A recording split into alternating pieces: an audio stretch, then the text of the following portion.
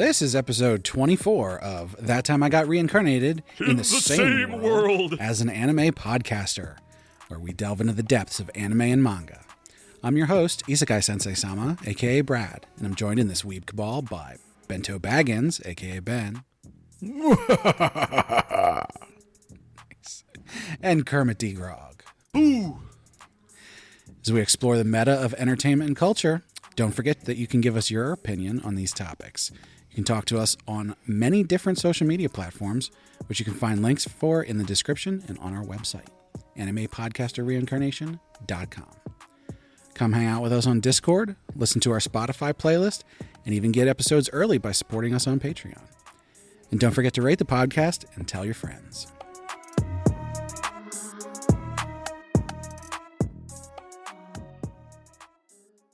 Before we dive into everything today, we got a couple news items, some of which are maybe less news and more informational.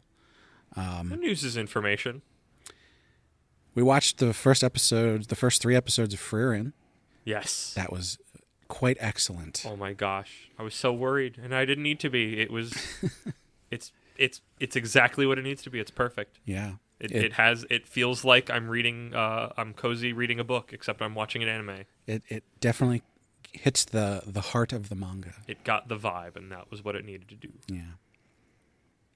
Ben, you didn't watch it yet, right? No. Tut.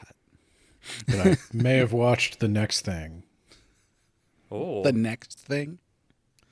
If you were going to talk about Spy Family being back on. I wasn't. We didn't start that yet. I did watch the first episode of the Dang new it, season. we're behind, Brad. You were trying to pull out Ben, but it turns out we had egg on our faces. Yeah, that was just a couple days ago, right? Yeah. I just noticed I started seeing like reactions popping up. Something that I talked about last episode, one of the series that was coming out, I actually found the correct name of it, which is much better. So I just wanted to give that a... Fix it? What was it? What did you say, and what is it actually? I'm giving the disgraced noble lady I rescued a crash course in naughtiness.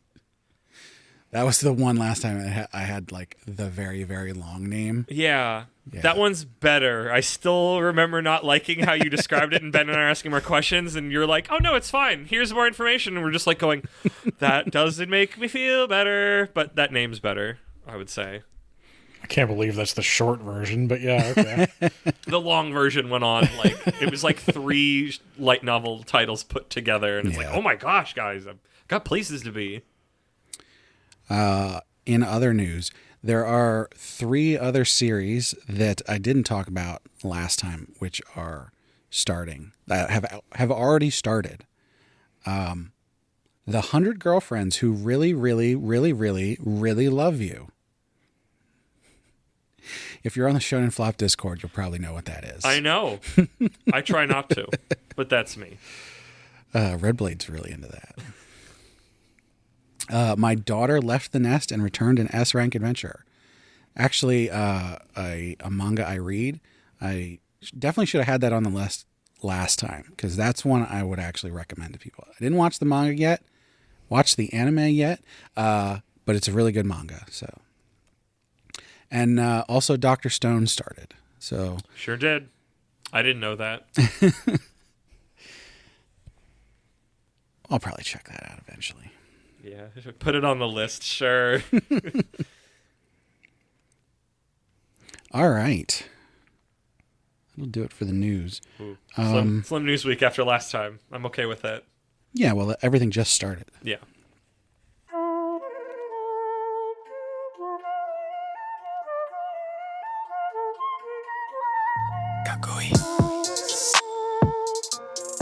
I don't know if we talked about it on air or not, but once upon a time there was a conversation about Japan drawing so much on like its mythical past for so many of its anime.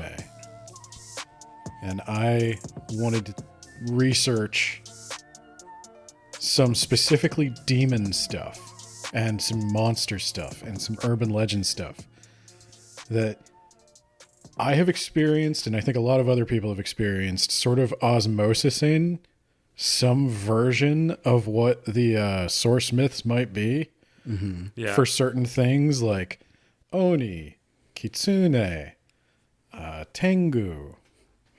You you say that The cast of Witch Watch. you say that you wanted to research these things as if you're not really, really into both horror and Japanese mythology.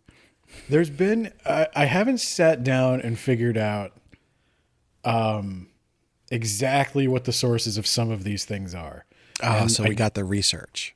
So I did that, yeah. Nice. So the first thing I think you need to distinguish when you're talking about Japanese spooky creatures is the distinction between yokai and yurei.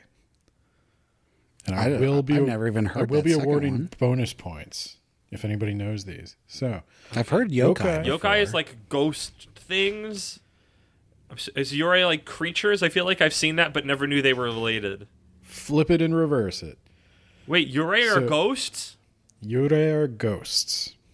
I thought Yokai Watch was getting possessed objects from ghosts. So the line blurs a little bit, but Okay.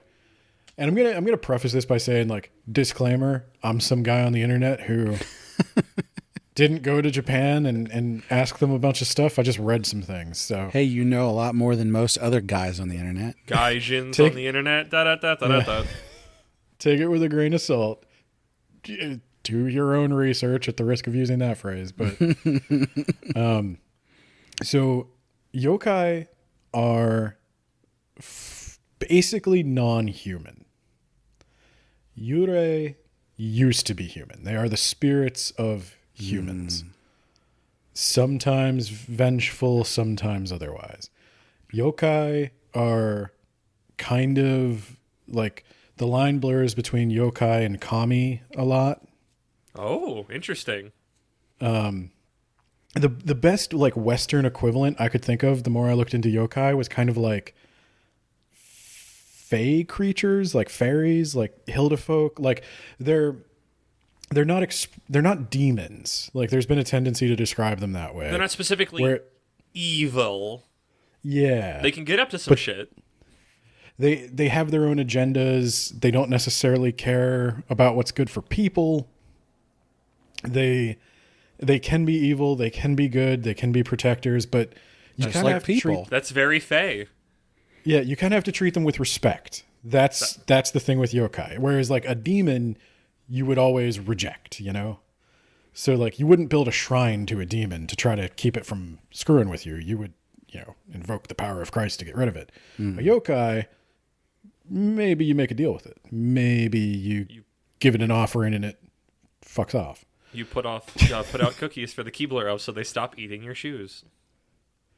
But yurei, on the other hand, are mostly dead spirits and mostly people who have not received a proper funeral.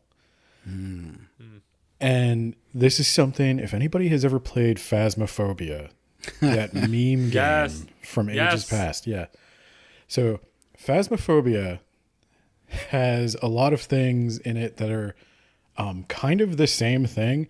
Like they have Yurei and Onryo and what's one of the other ones? There are various categories of Yurei. And Yes. probably the biggest one we're going to be talking about is the Onryo. And the Onryo is the vengeful ghost. So you're talking your Sadako from Ju-on, the Grudge. Kayako is from The Grudge. What am I doing? I don't even know my Japanese horror movies. You mean the Ring? Ringu is Ringu. Sadako or Samara in the terrible remake, or the terrible Western one. Well, you can't expect English people to say Sadako. They called it Sadako. Samara. I guess Samara is like more ethnically ambiguous, but yeah. But yeah, they remind me a lot of our traditional ghost stories. Like you get a lot of haunting type stuff. And it's sort of the similar way you'd resolve them is you find their unfinished business, you perform the proper funeral rites, you placate them somehow and they go away. Or they kill you. Onryo can kill you. Always an option. Not every Yurei can do that. Not all of them can like interact with the physical world, but the Onryo, you better watch out.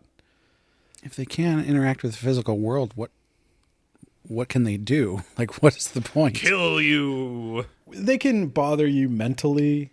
They can curse you with bad luck. There's a lot of, and this is in Europe too, but Christianity tried to tamp down on it, of like a folk belief of like the evil eye and cursing and just general bad luck. So you wouldn't want a vengeful spirit after you. You want to try to live your life without wronging people. I see. But I want to talk about monsters first, because I think like monsters and yokai, these non-human ones, because I think that comes up the most in anime to me. Yeah.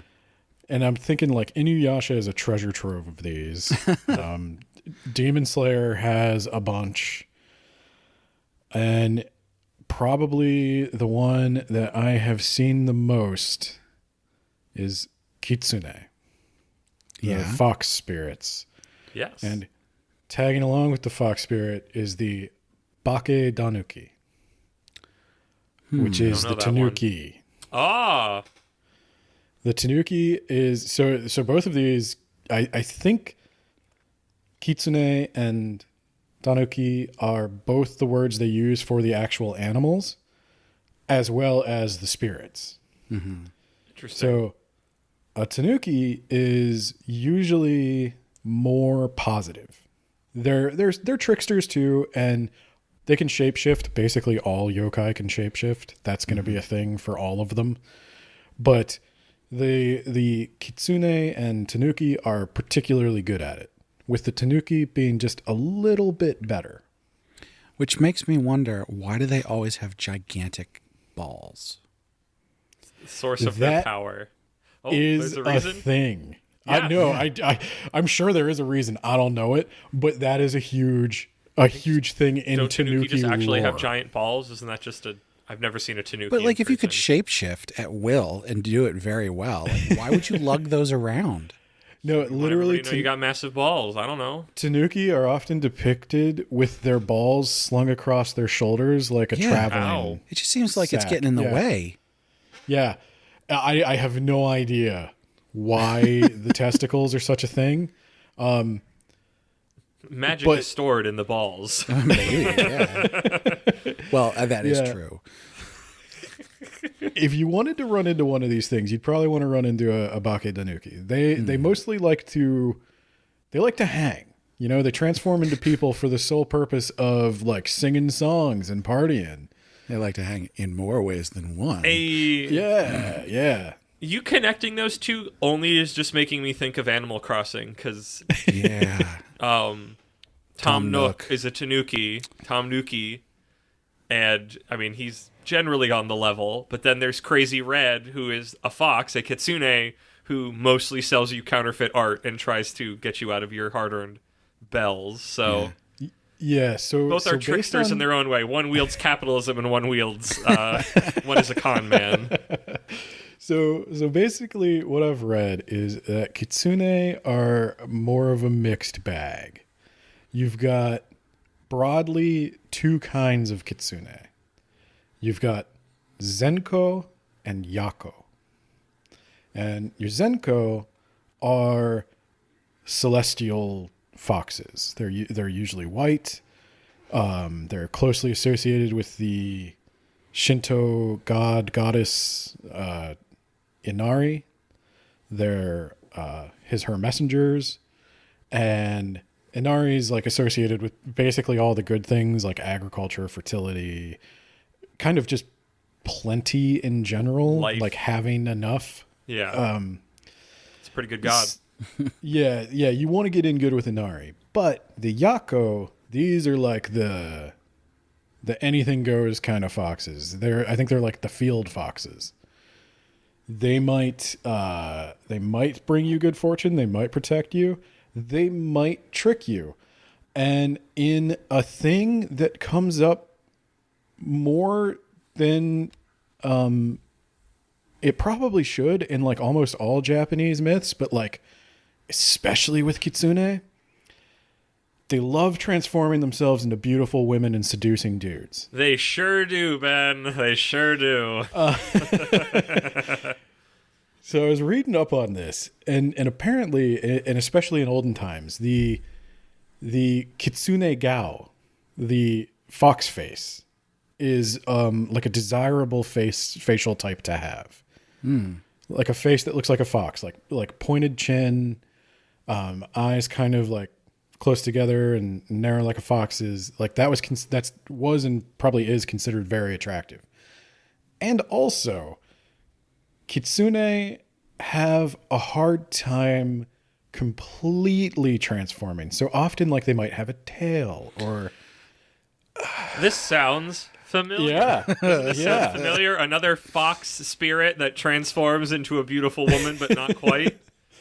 I can think of like half a dozen. It's just... I mean, there's one in particular that I'm thinking of, but yeah, I'm sure there's more. We can we can talk about that at some other time. We'll save that one for later. Fish cake. So these foxes, they may either possess a young woman and use her body, and there's actually like a whole like kitsune possession thing. I think they're called kitsune tsuki is fox possession. And if you get possessed by a fox, sorry, I was looking at my notes. It may enter the victim's body through either the space under their fingernails or their breasts. I thought you were going to say butthole. I was really banking on butthole. Oh, we'll get to the butthole. Don't you worry. Oh, I regret my decisions. That's going to feature that episode, didn't we? That's going to feature prominently in the next monster. But yeah, no. So the thing is, though, kitsune, as far as I can tell, all the stories where like kitsune transform themselves into women and seduce dudes and marry them, they marry them, and they live happy, fulfilling lives with them, and all the stories are framed as romances. Yeah. Interesting. And Well, I mean, that is sort of like the classic anthropomorphic fantasy thing, right? We have it, Well, we that's have what it I in was- America. We've got somebody's foxy. I said it's fucking furries all the way down. That was my Sure is, research. Ben. It's just furries. Ta-ta-ta. It's nice to know where it came from. But yeah, Happen individually across the entire planet. so I saw a couple of stories where guys were like lured out by a woman and they married her only to find out she was a fox, and they had to go back to their families in shame. But that's not most of them. Most of them are just like, yeah, you want one of these kitsune almost. I didn't And cheat that- on you, wife, with a sex worker. It was a fox. I had sex with the fox and it ran away. That makes it okay, right? Right? Well, and these fox women give birth to children, and Oh, no. many of Japan's great like I forget what they're called. I think they're like on myoji or something. There's a kind of like wizard figure in ancient Japan that many of them claimed like fox lineage, the way somebody might claim to be like part fae in Celtic mythology. That's fun. Is that sort of like, like in like a medieval European setting where the king would be like, I have a mandate from God. God said that I'm supposed to be the king. But it's like a lesser form of that. Yeah. Because it's not like Well, God. It's like a spirit. Have you ever heard that Merlin is supposed to have been half demon in some of the legends of King No, Arthur? I've never heard that one before. Yeah, sense. Merlin's in some legends, Merlin's father is a demon. And that's why he has magical powers. And so that's kind of what I've gathered these guys are doing is I have magic, and the reason I have magic and you don't is I'm descended from fox folk. That makes sense. That's cool. Now here, smoke Yeah. this weed, and then you can see me do magic. But yeah, and probably the best example that everybody is going to know, I think, I hope I'm not just weird, is as kitsune age, they grow more powerful. And they have a varying number of tails. I wonder what that would be in reference to. I wonder how many they get, Ben. The maximum Probably like number, 3, right? Yeah. Yeah. the top of the chain is, of course, 9. It is, of course, 9 tails. Shocked. Like gasp. And that's important have because said- that's 3 times 3. That's 3 threes, and that's terrible. Many have said that a 9-tailed fox is at least 1,000 years old. But they don't just. So obviously, we're all thinking of They have the most chakra. yes. But when a fox lives long enough to accrue 9 tails, they undergo a transformation, and they become not just a kitsune, but a tenko, or a heavenly fox. Ah. And this is definitely the inspiration for Vulpix to Ninetales in the Pokemon franchise. Because they turn from the typical red of a fox to yellow or white. Yeah. Oh, yeah, As good does point. The Ninetales. But Kurama is orange. Karama? In Naruto. Yeah. Oh, from is that what the Naruto. thing's name is? Yeah. I didn't get that far. I was wondering about Very that. disrespectful. But he's not, I mean, he doesn't seem to be a Tenko. No. We've yeah. been talking around Naruto this whole time. No, At if least that's all anything- I've been thinking of the whole time. If anything, he's a straight up demon. Yeah. He's got a lot of the classic demon, you know, the eyes. I don't remember what the translation is for all the claws and all tailed beasts. Or the localization of it. What they're called. Yeah. I forget. And the Jinchuriki are the people who have them inside of them. Yeah. I forget what the other name is. I think they call them demon. I think they call them demonic. Could be. Well, they do full of refer garbage. to him as the demon fox. There you go. Sometimes, but that was earlier on in the first series. So. Before we Grain of knew how salt. morally gray and complex he was. No, so the next monster I have. This is a monster that I feel has been propagandized into cuteness, but the more you look, the worse it gets. So I want you to think More long so and than hard. than the foxes and tanukis. Yes. I don't think Yes. they're going to be as bad. Okay. Okay, lay it on me. Yes. So, before you jump into any body of fresh water in Japan, you need to beware the kappa. Yeah. Oh, wait, it's a different. I don't remember what that face looks like. People who can't see us because we're recording an audio podcast. I'll tell you what. I'm terrified of Kappa. So, kappa, for anyone who doesn't know, they look a bit like humanoid turtles. In fact, in Teenage Mutant Ninja Turtles number 3, they travel to ancient Japan, and the turtles are mistaken by villagers for kappa. Which is, I mean, So. the turtles are way more terrifying than Kappa. Well, let's see. I don't know. We No, haven't they're learned not. about Ben's story. No, they're not. So, the turtles will only kill you. The kappa can do far worse. Oh, okay. So the kappa, they look like human-shaped turtles. They're about the size of like a 12-year-old, and they've got a plate in their head. It's literally called sara, which is the Japanese word for like osara is a plate. So it's a little dish that holds water. It's like a dip. Mm-hmm. And if the water ever spills, the kappa will be severely weakened. Remember that. It may save your life. So to protect Always have a that- straw with you. protect that, the kappa wear hats Ah. or helmets. Or And caps. Hey. hey, yeah. So and I don't know like if this is a thing. I couldn't find anything saying it, but kappa sure does sound a lot like Koopa. I think they're related. I mean, But also, they're just like turtle creatures. So yeah. Yeah.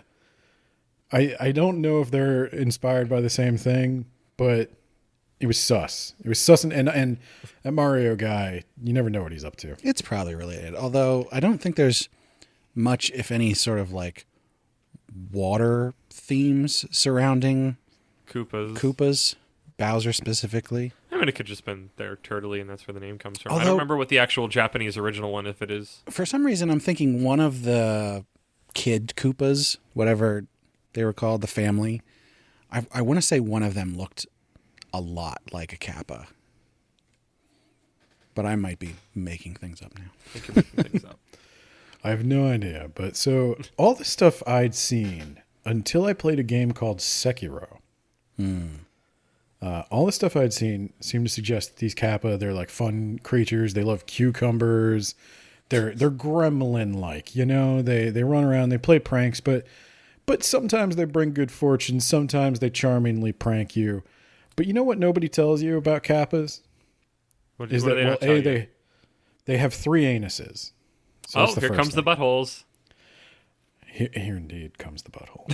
So they have 3 anuses, which allows them to expel 3 times as much gas as a person. Ha ha ha! Funny, funny. What they don't tell you Classic is Japanese. that in ancient Japan, there was believed to be an organ which contained the human soul, called the shirikodama.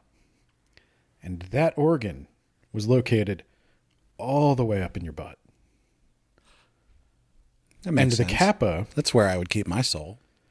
the Kappa would attack people and viciously grab their ass and rip their soul out through their butt. Ah, Wait a minute. Wait. Is there a game related to this? A children's game? this is truly so- 1,000 years of death. Is it called Kappai? Could be. I don't know. Oh my god! There was just a Is that a thing. children's game about shoving your fingers up somebody's butthole, Brad? Well, sort of, yeah. Oh, sort of? A children's game? God, I have to look I it can up tell now. you, I have seen this in Crayon Shin-chan, Yeah. and I have seen it in Sekiro, where if you've ever fought the headless monster, there's 4 of them in the game. They aren't Kappas, they're headless, grotesque humanoids, but they will teleport behind you, and they will grab you right in the butthole. And if you allow that attack to land, it will do massive damage, often just killing you outright. That is your weak point, and it is being attacked for massive damage. And I am pretty sure it is a reference to, if not the Kappa legend, then the Shirikodama legend. It's the power. I like that it both has 3 buttholes and then attacks your butthole. Also, it's just fun saying butthole. See, that's the thing. The Kappa's butthole. You think it's got 3 for like, funny purposes. 2 of those Triple buttholes are decoys. Vulnerable. 2 of those are what? Decoys. They're decoy. So You can't attack get it me. back. You attacked one of my decoy buttholes. That sounds like a thing that would happen in a Metal Gear game. Something Revolver Ocelot would get up to somehow. You can't get me there, Snake. That's my decoy butthole. Quick tip for anybody playing Sekiro: you can follow the foxes, and they will take you to secret treasures. I think that you're thinking of the other samurai game that is now not dawning on me. Yeah. Oh, that's right. Ghost of Ghost of Tsushima. Ghost of Tsushima. yeah. Yes. We'll play that game instead then. Play both games, but mostly play Ghost of Tsushima because I'm a baby and I was not good at Sekiro. Oh. So that brings me to my next monster, which are the mighty Tengu. The Tengu. There's one of those in Witch Watch, and he wears funny sandals. So you're gonna have to give us a real good description of this, because Tengu is a monster that whenever I see it depicted in like a manga, they almost always do it differently. Really? Yeah.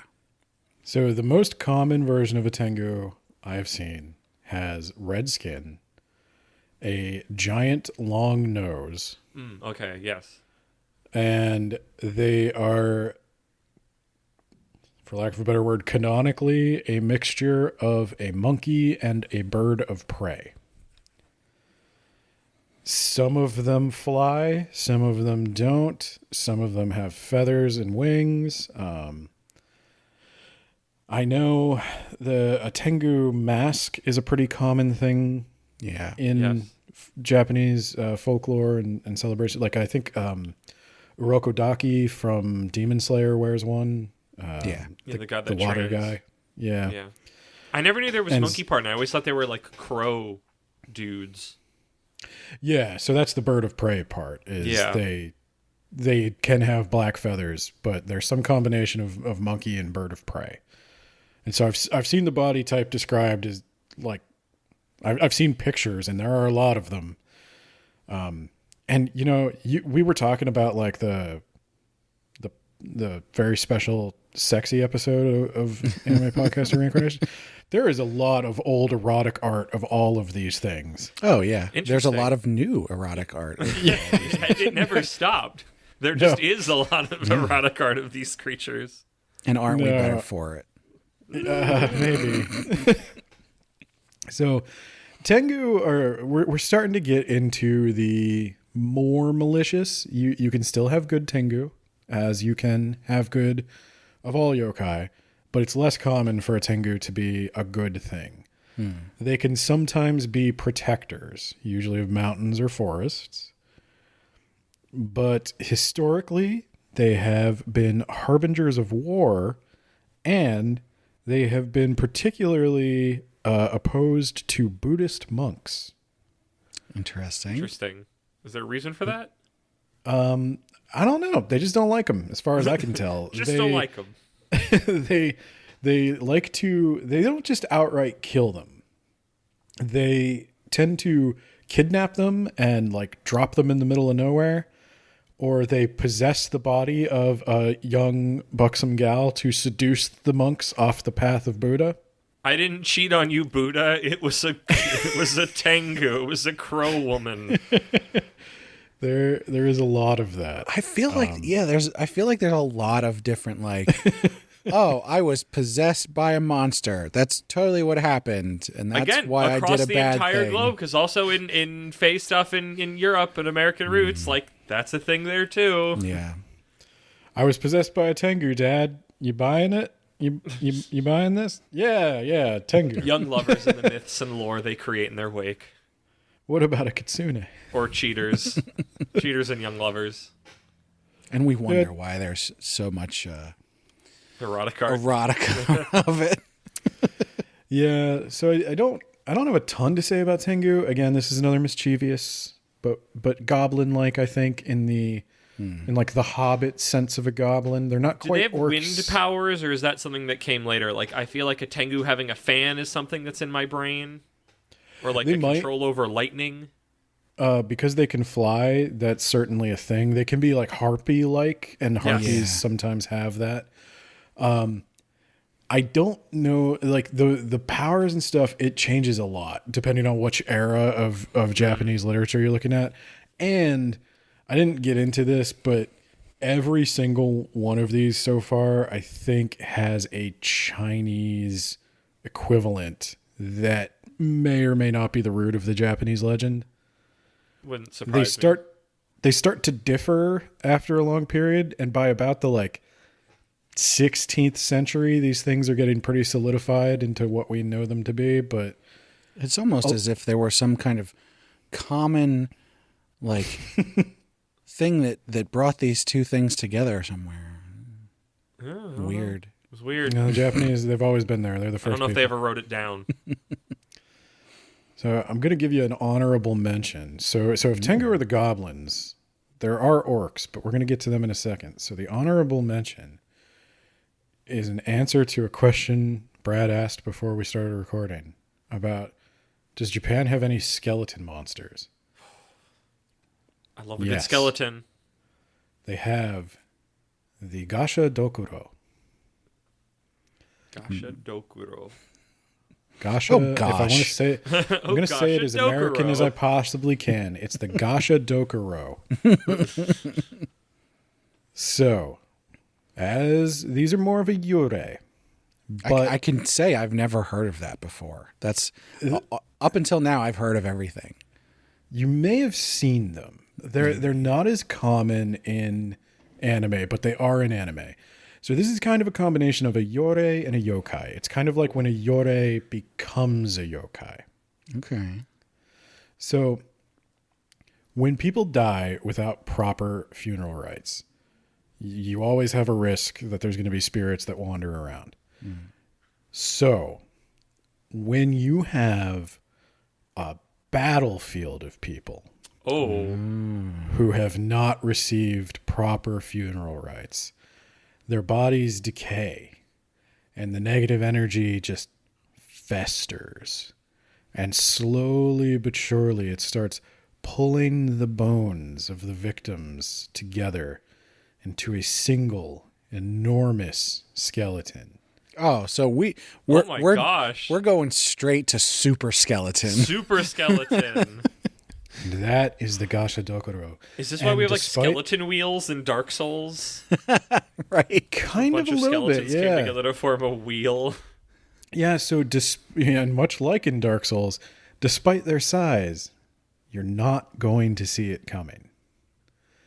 It they're is sneaky. often invisible until the very moment it strikes. Because why So not?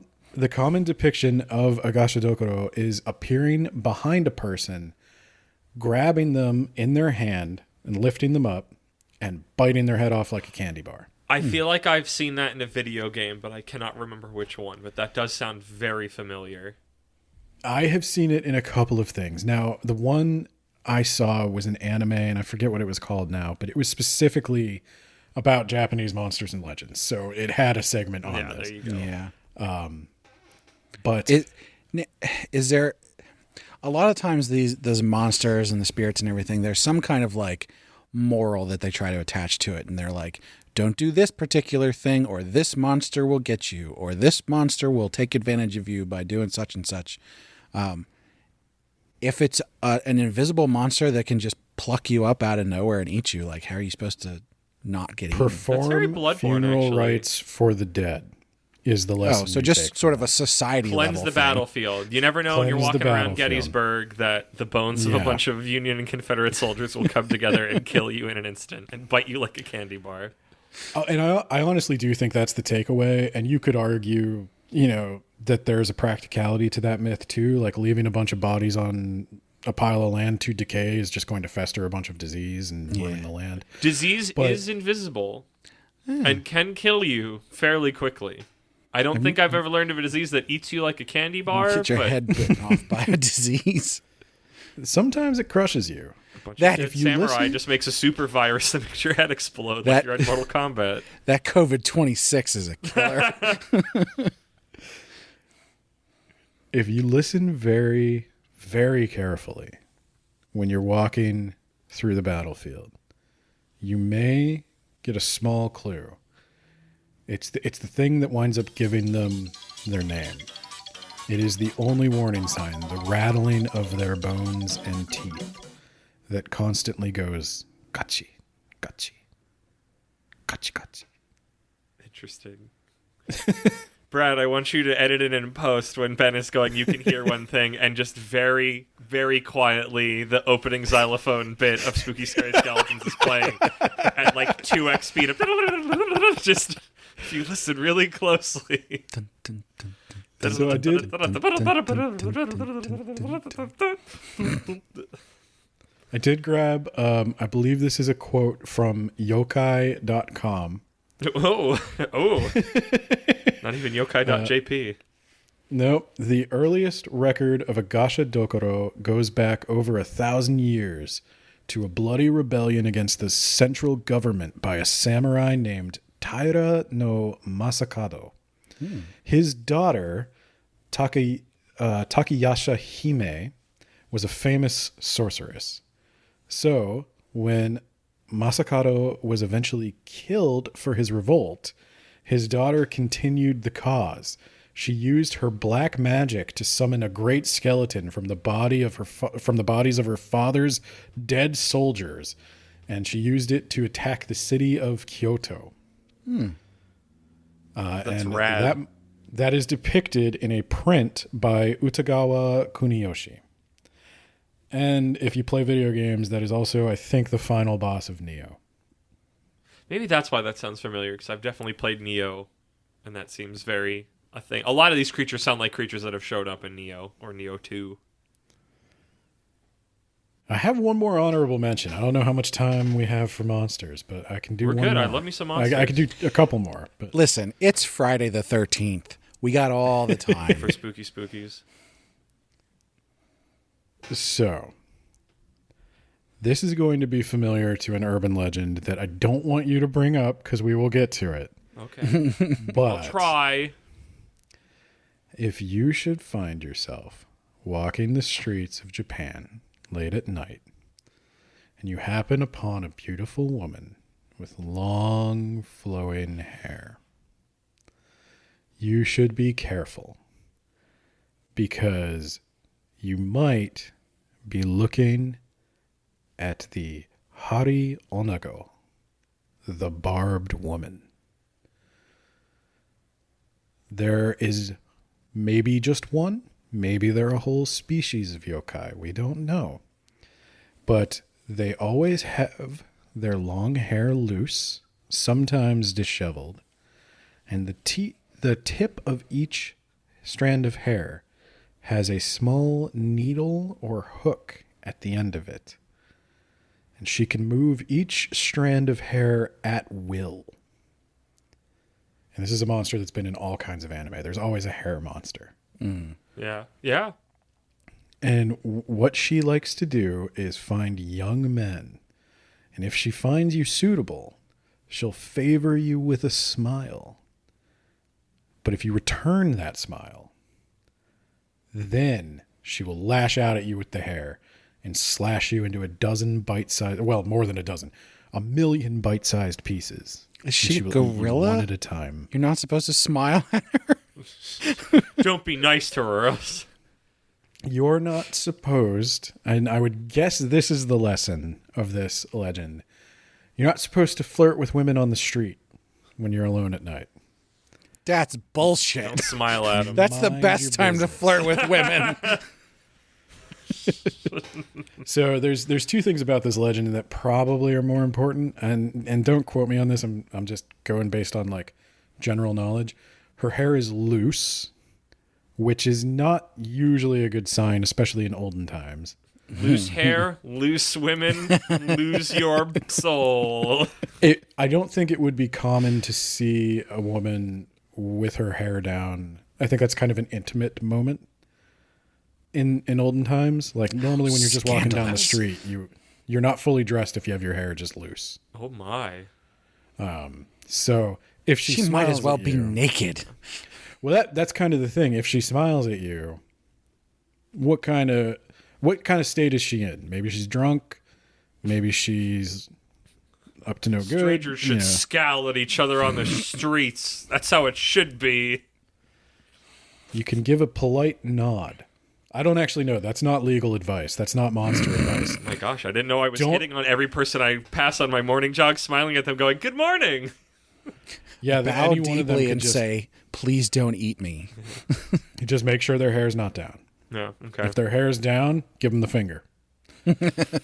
So I feel like there's blue- other. I wish I could remember the particulars. I believe it's like a southeastern Asian country that has a similar creature that is a beautiful woman, but when you really look at them, it's long hair and she's just like guts. Oh, that Just is floating? the Philippines. Yes. Yeah. I forget what the creature is called, but I do know that monster. But that is the Philippines. There's a lot of Asian long-haired beautiful women that are actually also really scary and will kill you. Well, I think the common thread there is long black hair is going to feature in every story where a woman tears you apart.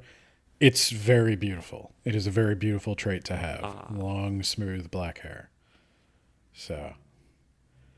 But now we got to talk about the most famous, the one that's in everything, even Dragon Ball. Oh, The Oni. Oni. And that's can- probably you the can- one that everybody's heard of because Yeah. it's like that's also just what people say when they are talking about like demons or whatever. If I And had this an is also, Oni like- who I thought was cute and was my buddy, I'd call them Oni-chan. You know, you said you were going to do it, and I still wasn't ready for it. Yeah, isn't that the best? When you know a joke's coming and it still bops you anyways. So Oni, this is what Japanese samurai masks are made to look like. Yes. Oni. So a lot of people have described them as ogres. More recently, with the Dungeons and Dragons and such, they're called orcs. Basically, what an Oni is a really, really big, strong, humanoid thing. They come in both male and female. They come in every color.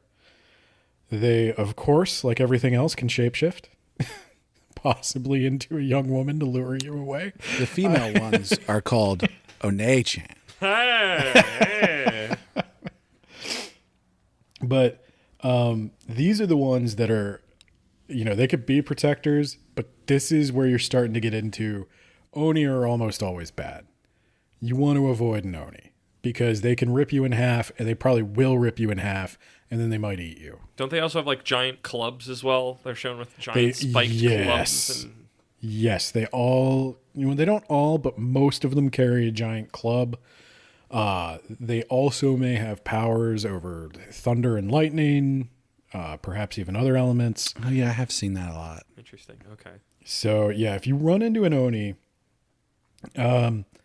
they could transform, so you can never know. So again, never trust anybody. That's an important thing. Everybody Don't could be trust okay. anyone. Well, and don't forget their favorite food, onigiri.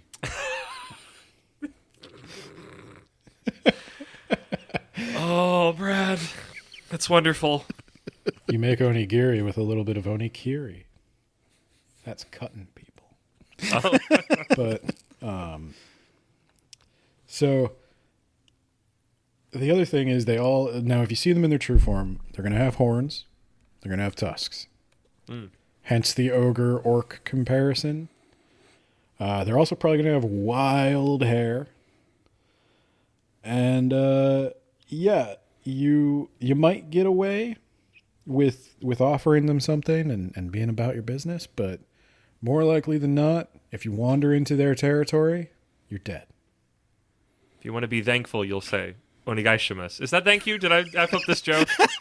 One gaishimasu. Close enough. That's close. That's why you say Onigaishimasu this time. I'm sorry. Thank you for your not killing me. That was good. Onigaishimasu. This is good. Where are they in Dragon Ball? I don't remember that. So I think King Yama and the guys who guard Hell. Yeah. I think you mean who guard Hiffle, Home for Infinite Losers. Thank you very much.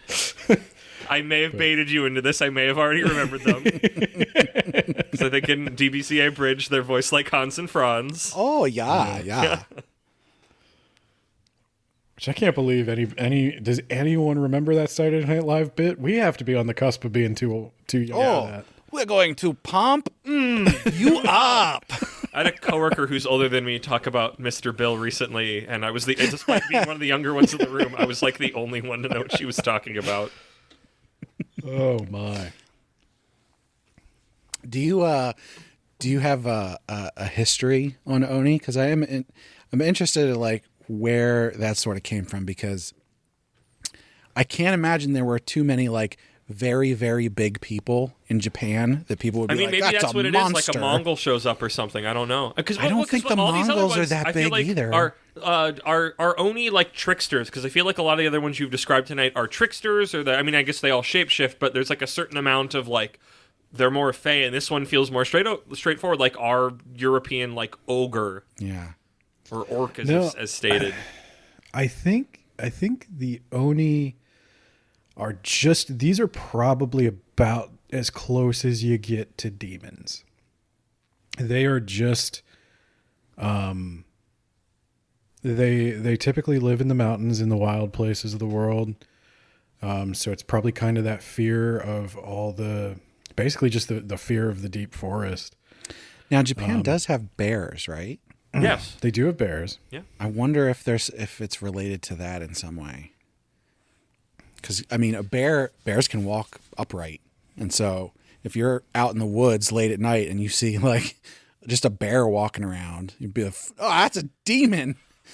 You made me think about Golden Kamuy, but there's like they had a lot of myths and stuff, but none of them, at least the ones that I remember, ever talked about, I think, any of these creatures. They had their own thing. I mean, that's the whole thing of Kamui, is that's what they are. That was their, I guess, word for kind of kami, these powerful spirits that lived inside animals.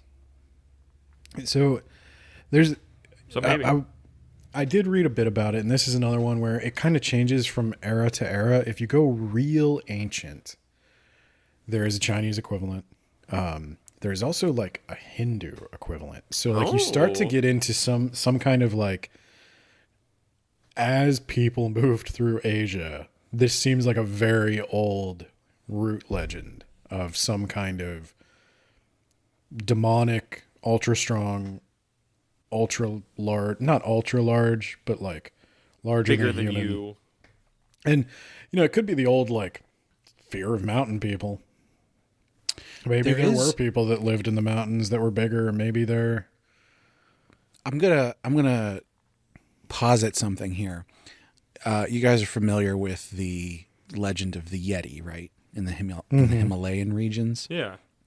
and how most likely that stemmed from the Gigantopithecus, The what? which was a humanoid ape creature that was alive, hundreds of thousands of years ago, and potentially up to and alongside human beings within, 100,000 years.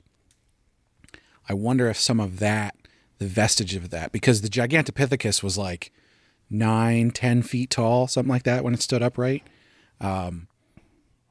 So it makes me wonder if there's a through line there of like I never Yeti, think of Oni as like apey because they have like tusks and stuff a lot of the time. Right, but they definitely weren't alive in the last, 5,000-10,000 years. Yeah. And so it would have been sort of an orally myth. passed Yeah. down thing.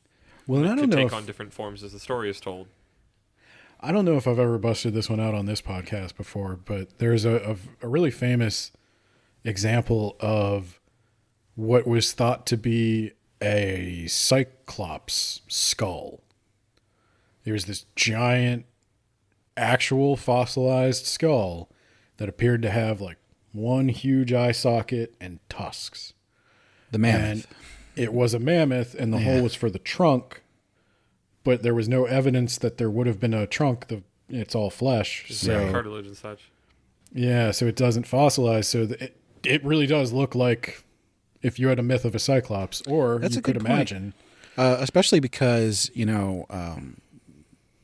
tens of thousands of years ago, you had the Bering Strait, the land bridge that was there, and, mammoths being, these megafauna that were sort of all over America were also up in like, Siberia and places like that. When you even have Well, no, more elephants later are on, you've got elephants all and- over Asia. I mean, Yeah. right. So there could be a lot of stuff like that, but yeah, overall, I think they're just kind of the demonic side of the kami, for lack of a Elephants better feel word. like are really compared larger than you, tougher, What if having somebody the tusks. found a site where a Gigantopithecus had hunted a mammoth, but they both died together, and so they put the mammoth skull on top of the Gigantopithecus body. If a Gigantopithecus hunted a mammoth, and you can prove that, I think there might be like a Nobel Prize in it for I it. think it might be a metal album cover, Brad. Yeah, no, I looked it up, and I'm checking my notes, and I'm checking my sources even, and yeah, there really isn't a good for Kitsune and stuff. There was a lot of source material, and there are a lot of stories, but the Oni is almost always a protagonist, and they're almost always described as some kind of barbaric figure, and maybe that's what it is. Maybe it's just something. maybe they it's see a bunch as- of things rolled into one because that would make sense Yeah. of the barbarian. Because, yeah, the big club, not as sophisticated weapon. Yeah. The club is called a kanabo. They usually wear a loincloth. They're usually not wearing proper clothing. So it's. But again, like the Mongols were not large people. But are they larger than the Japanese? Probably. But I mean, it doesn't have to necessarily just be them, but the concept of, like Ben's saying, it's the barbarian, the other. And maybe this is a case of where you had multiple things that sort of got rolled up into one story. Well, and that's, if you're talking about like the steppe peoples, I mean, they never quite managed to get into Japan, but the Vikings have a poem about Attila the Hun. Like they married into his family. I mean, it's so those raiders, Atlakviva. So they conquered most of the world every now and then, because like until you get into sophisticated weapons, there's always a nomadic tribe on the steppe that has been fighting everyone the whole time, and they're just way better warriors than you. That is a good point, because a 6'7" Viking would definitely scare the shit out of a 5'4" Japanese man.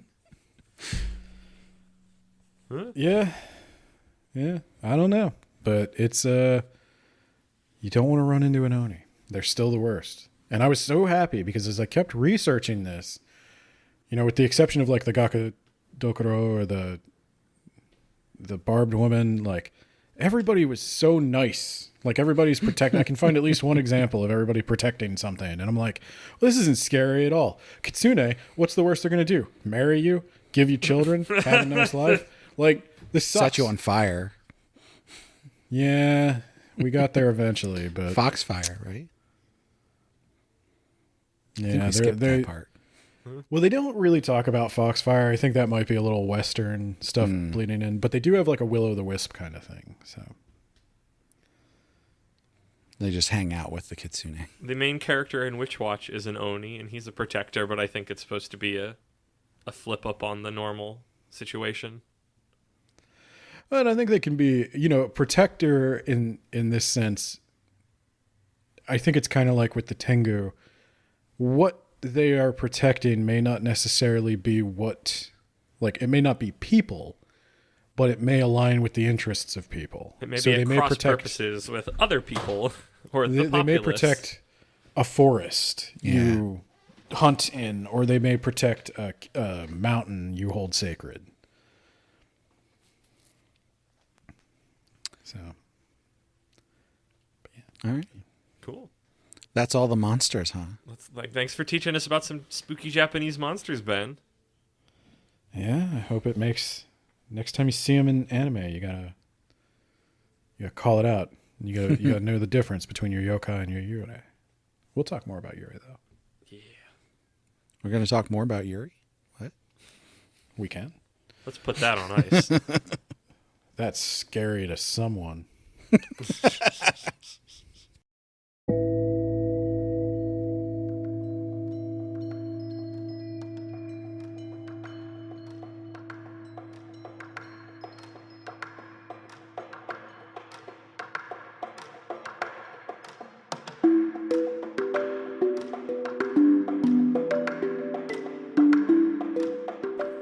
So Ben, there was this manga that I saw today that I recognized what the legend was, or the urban legend as it was that it was based off of. It's called After School Hanaka-chan. Oh. And I don't know how much it actually matches up to the urban legend. My understanding of it was that there was a woman, as you described before, who would come up to a man in the middle of the night and ask him if he thought she was pretty. And she would then, I forget exactly how it goes, but the gist of it is, yeah, go ahead. I was going to say, I might have to stop you there. Would you like to hear the story? Oh, okay. We'll do it that way. So now this is Hanako you were talking about, or is this another story? I think it's Hanako. Is there, it sounded like you said Hanako before, but it sounded a little different. Is it a different thing? Haruko? I'm going to Americanize it just to make it simple. Harionaga. Harionago.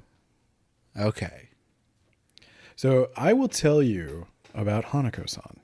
And then I will tell you another story because I think that there might be two conflated. And then I will tell you a story that conflates the two. Nice. Fun. So, I'm going to need you to put yourself in the mindset of a third grade girl. Done. Okay, I And think I'm then, there. Did you know that there used to be a girl who went to our school? And back during the war, she was playing hide and seek when the air raid alarm went off. And everybody assumed she made it because everybody stopped playing, but she didn't hear the air raid. And she was in the building when the bomb fell. And she died there. And some say she still haunts this ghost, or she still haunts this bathroom to this day. Or perhaps you might have heard the story about the little girl who was bullied viciously for some minor blemish or something. And she slit her wrists in this very bathroom. Or perhaps you may have heard of one of the other 12 dozen girls that died brutally in this very bathroom. We really should do something about it in this bathroom. This keeps happening. No. There are many, many Hanako-sans, but the beats are usually the same. Something It's about a usually- toilet. By the way, It's I'm a young definitely girl. conflating this with the other thing that I was starting to talk about. Yes. Yes. But there is a story specifically that conflates them. So, in my opinion. But, so, if you're very brave or very stupid, you could summon Hanako-san. And, in fact, I dare you to. That's how this is going to go. Why does every culture have a go in the bathroom and look in the mirror and a say spooky this thing? thing? I feel like we're finding more and more. We found it in our last mainline episode. We're finding it in this one. It's all just the same thing in different flavors. So you might say, you got to go up to the. Now this works especially well if your school has 3 floors, and you're in 3rd grade, because you go to the 3rd floor bathroom. You go to the 3rd stall from the door, and you knock 3 times. 333, that's half of the number of the beast, a number that has no relevance in this culture. 3 times 3 times 3. That 9 tails, and then Is 9 their spooky number? I don't know, but there's a lot of 3s with Hanako. Okay. Maybe It's, it has something it's to do. 4 in China, right? Isn't that the one that sounds like die? Yeah. Yeah. There's that in Japanese too with she and yon. But so yeah, you go, 3 times, and you ask, is Hanako here? And will you You do hear a reply that says, Bloody Mary. That says, I need TP. I've been stuck here for hours. Please help me. it? Will you ask if Hanako is there? I mean, I'm not gonna because I'm not gonna go in the women's restroom. Well, there is another anime called Toilet Bound Hanako-kun. That's what I was going to think of, but I've seen that in other places. So you could maybe go there. I think he actually haunts the We'll girls' exercise bathroom Hanako-san from this by moving all to gender-neutral bathroom. Oh, that would confuse Hanako. So She's if you very won't, center ways about gender. if you won't, I guess I'll tell you what happened when I did it because I'm very brave. Oh, So, in my case, I knocked 3 times. I asked if Hanako was there, and I didn't see anything. I didn't hear anything. So I opened the stall, and there was a bloody handprint on the other side. Wait, on the back of the door? How'd you see it? Yeah, on the back of the door. Because he opened the door. I opened the door. But if it's on the back of the door, then Yeah, then he opened it and he saw the back of the door. I saw the back of the door. I wouldn't doubt this. Open doors. What I would doubt is my cousin. My cousin tried it, and she died. was dragged to hell by Hanako-san through the There you toilet. go. Yep. And I don't know how anybody lived to tell that part of the story, but that's another thing that can happen when you summon Hanako-san. You may see disembodied body parts. You may hear Hanako's voice reply. It's unclear. You might what smell other something than... really terrible. Yeah, there is that. It's unclear, like what the motive. Much like Bloody Mary, where it's like she either shows up and scares you or scratches your eyes out. I don't Any know why sort of you'd number want of things to. that a child could imagine being this terrible adult horror thing that could happen to them.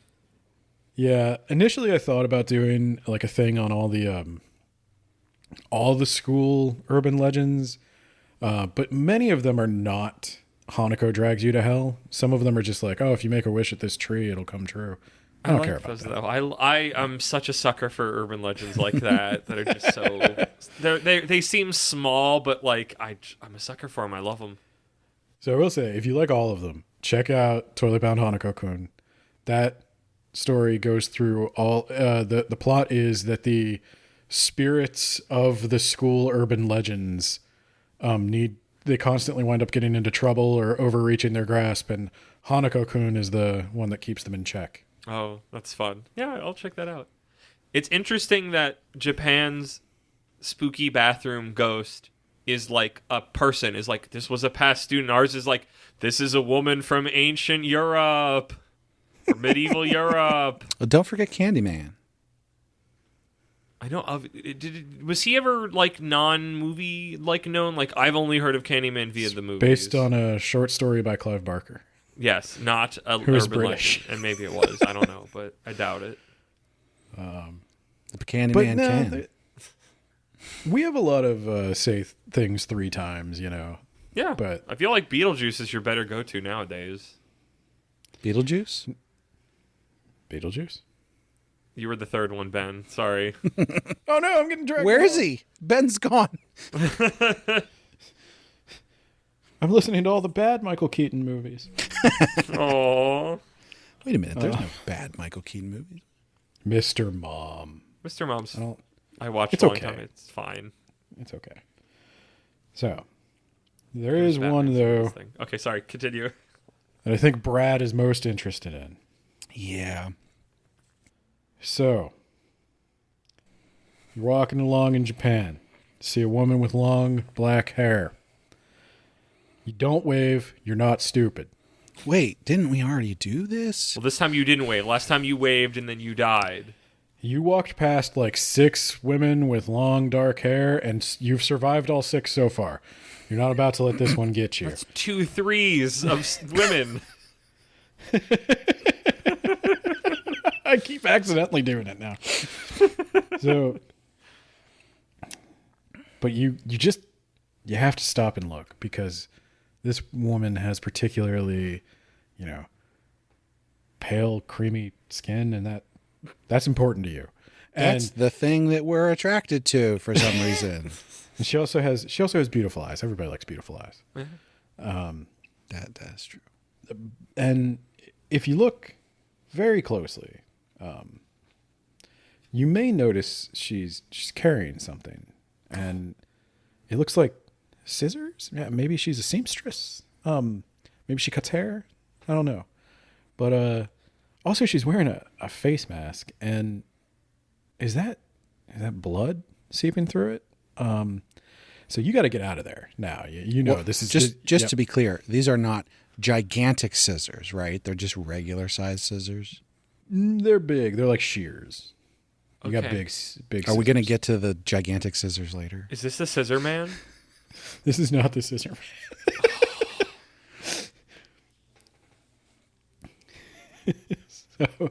So you're gonna get out of there, right? You're not. You know all these legends about all these women with their long dark hair and their good looks. But unfortunately, she has noticed you. Senpai noticed you. And she asks you a question that each of you will have to answer. Do you think I'm pretty? Brad, how do you answer? Well, I already know the answer because I've read multiple manga about this so far, and the answer is yes. So she takes off her mask, and you see that her mouth has been slit from ear to ear, and her teeth are just visible the whole way down, and she goes, "Am I pretty now?" It's Melina from Mortal Kombat. And you go, yeah, Joke's on you. I'm into that. exactly. So she jumps on you, and she cuts your mouth to look just like hers. Less so hot. that you can both be pretty. Fine by me. Andrew, how And we would can you all answer? be Melina. She What? asks, how would you answer when she asks? I say I'm contractually obligated to say no. Well, she stabs you to death with the scissors. Oh, okay. That's So there's a kinda whole flow anticlimactic. chart here. Yeah. There's a whole flow chart here. Am I pretty? No. Stabs you to death with scissors. Am I pretty? Yes. Takes off the mask. How about now? If you answer yes, yeah, she slits your mouth. If you answer no, she cuts you in half. I guess maybe the So you got the quickest, most what if I painless said she death. was a 6? So that is an interesting approach. Oh, And possibly the only way to survive. you're fine. You must respond that she is either average looking or in some other way try to distract her. What you have encountered is the Kuchisake Onna, the slit-mouthed woman. She is an onryo. She is a kind of yurei. Now, if anybody knows what I'm talking about, there is a manga where a boy, and it starts out, he's a boy, right? Like 10, 12, something like that. Meets this woman, goes through the thing, says she looks pretty, and she is taken aback. Why is this young boy saying I look pretty? I'm horribly disfigured and awful. And I think there's a time skip, and then they're like in love, and like he's taking care of her and stuff, and yeah. And as strange as that is, that some mangaka decided that was the story that he wanted to tell. What's stranger is that it happened more than once. There are multiple manga with the premise of the slit mouth lady falling in love with the man that she... Isn't it a fantasy that a woman comes up to you and actively says, "Am I pretty?" That's the fantasy. Born in another world where a pretty lady comes up and talks to me on the street. What a hubba. What a fantasy. So there's some stuff with the Kuchisake Onna. She's I read one thing that said you could find accounts of this story going back to the 17th century. Now, that source was by some dude writing about Japan. He was not Japanese himself. And as we've established, there are like a million stories that sound exactly like this that have varying things the woman does when you answer. Yeah. One of them tears you apart with her hair. One of them is a fox. One of them is a tengu. Like One of them is a bunch of guts. Yeah. You can never talk to a beautiful woman in Japan, and they wonder why they're having a population crisis. Yeah, what is it with Japanese? You have to call them mid. You have to go up to women on the street and call them mid. That's how you And live. that's the lesson. That's the lesson. You have to neg. They're just trying to give you pickup artist advice. Oh my god. No, so I don't know. The main slipmouth woman craze that probably has influenced all the anime and manga is the 1970s, where there was a newspaper that reported that people were seeing a woman asking this question. and that she either had some kind of scar or something, or she was wearing a mask.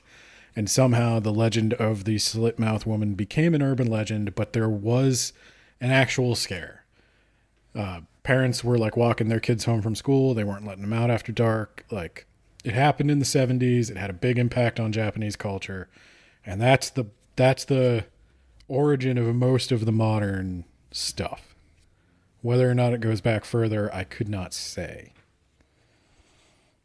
Also, it's I kind want to of know about Japan in the 70s so bad. the one thing I'll say with urban legends at this point, before we get to like the final one, is it's the rule of cool. Whatever the coolest version of the story is, that's the one you go with. Print the legends. And in this case, print the legendiest legend. And almost all legends where you are asked a question, there are a million of these, you die. And then it sounds like the thing that naturally happens is, what if I say she's mid? You know, people start like wondering, and then nobody has an answer for that, and that becomes the escape. How can I power game this? Yeah. No, because like if you say she's mid, that confuses her, because that wasn't part of the story my big brother told me. So maybe. I don't know. So another option was throw money at her. And yeah, just otherwise try to trick or distract her. That sounds like a legend that I would start spreading and then send my wife out in the middle of the night. Ask some men if they think you're pretty, they'll throw money at you.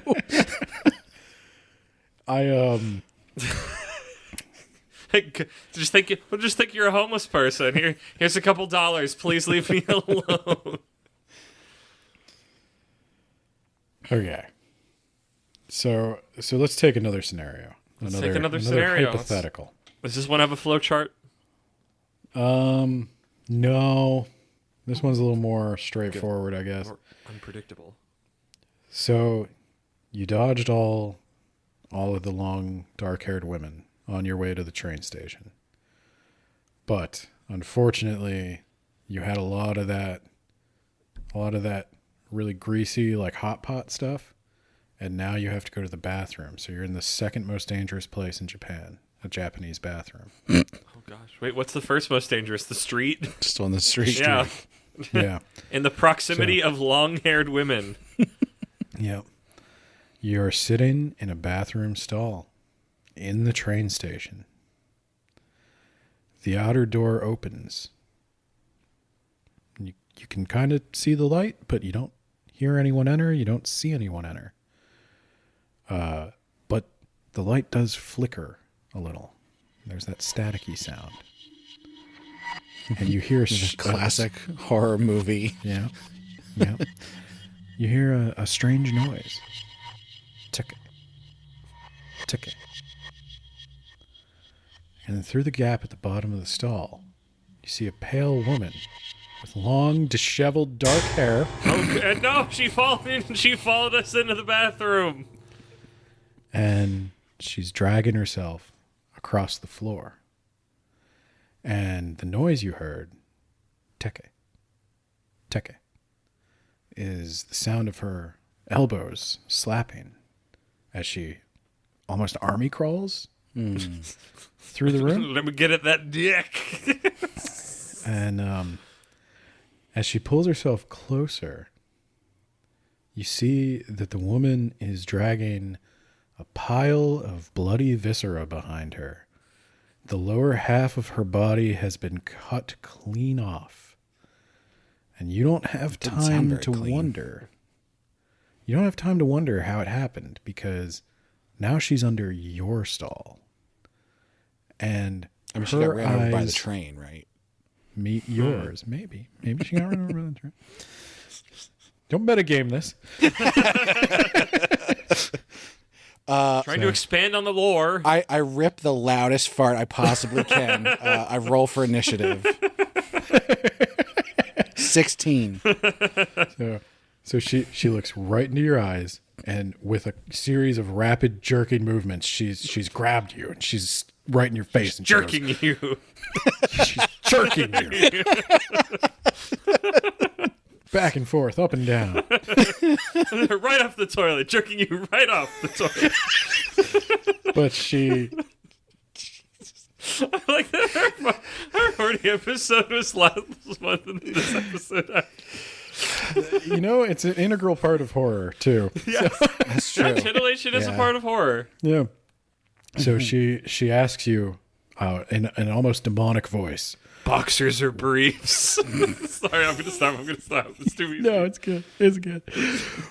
Where are my legs? Where? What's the Batman line? I've lost it. Where are the drugs going? God, I hope that comes across to the recording that you guys said that in perfect. That was in stereo. Swear to me. Swear to me. You know what? Canonically, she asks you that as well. Just swear to me. I mean, I'd tell her, did you get run over by a train? Your legs are probably still on the train tracks. Yeah. What's the bag? By God, Okay. it's Viscera. So Very Brad, large, rotund wrestler man. this really is how D&D goes. Brad, she looks at you. She wants more detail. She's confused by what you said. It sounds right. You get the vibe that you've kind of gotten through to her, but she asks again, where are my legs? It's at this point that I remember that I don't speak Japanese. Roll a history check, Brad. All right. Cast understand language. Okay. We'll say Do I add my int to this roll? You add your into the history check and your proficiency if you're proficient. All right. So we'll say you right, pass. I rolled a 12. I have a +5 int. My proficiency, I don't know how this goes. So your proficiency is what level are you? 5. At level 5, you have a +3 proficiency, I believe. Nice. So the check was a 15. You passed. So you remember that you heard a story of Kashima Reiko, a local woman who was beaten by a gang, and then in her delirious attempt to find help, she accidentally crawled onto the train tracks. Oh, There you no. go. And so you are able to tell her the exact site where she was run over, the Meishin Expressway. And you tell her the exact location. I don't actually know the exact intersection, but it was the Meishin Expressway. And I also have good news for her because in the last campaign, I actually wiped out that gang's hideout. So I've already avenged her. You've already completed this quest. So we'll give you a point of inspiration for that. But yeah, so you pass. She vanishes. I was really expecting this return to the bathroom was that like a hand was going to come out of the toilet and poke you right rip out in your your death Shirikodama? organ. Rip out your soul. Yeah, there's all this toilet talk. All I can think of is that weird hand that you have to give TP to in Majora's Mask. Yep. Like that's a bathroom when you're on the can. That is a very vulnerable spot, and a hand coming up underneath you. There's already legend in Japan in general about hands being stuck up there and killing you. Like that's an urban legend right there. That's what that's about. Okay, but this wasn't very fun because Brad passed the check. So Andrew did not pass the check. I know Kermit's not getting it. Kermit did not pass the check. And I don't so, understand Japanese. I don't know where. I'm bad at Nihongo addresses, so I had no way of hanashimasen. telling her. She's like, Samimasen. Ore. So Kermit did not pass, and so unfortunately, Kermit is found the next morning by a very, very traumatized janitor. You didn't know where her legs were, and so now yours will have to do. Yep. Yep. She's wearing my pants now. Hey, if she's walking around on his legs, she won't terrorize anybody else. That's why she right? asked boxers or briefs. She wanted to know what she was getting into. Literally into. Yeah. E. So, Ben, since I survived that one, Yeah. now I'm going back out into the night, and I'm walking down the street. I think I'm probably going home because I was drinking earlier. I'm a little drunk though, and I just had a traumatizing experience. So like I want to keep going, but as I'm walking, I start hearing footsteps behind me that are coming up faster than I'm walking. What should I do? Oh no, I don't know this one. I could have sworn you knew Now this. you have to tell the story, Brad. What happened? Yeah, I no, gotta okay, look up so the name of it. Oh. First. I don't know this one. This is a popular one. That I'm was sure it's Teke another Teke. woman with long dark hair. Yeah, that was the Teke Teke, by the way. No, it's Teke not. Teke. It's actually No, that was the bathroom ghost. Is it a man? Can it finally be a man or a thing of indiscriminate gender? what I found was coming up behind me was Beto Beto-san. Have you heard Oh of this? damn, Teke Teke and Beto Beto. I love this. Are these onomatopoeias? Yes. Okay. Beto Beto-san is known as the Footsteps Yokai. Is this the speed granny from shoot, I can't Don to Don? Now, the way that you need to deal with this is when you hear the footsteps come up behind you, you must step to the side and say, "Oh, please, Beto Beto-san, you first." And Beto Beto-san will pass by. And if you don't, Beto Beto-san is actually just a giant fucking mouth and will eat you.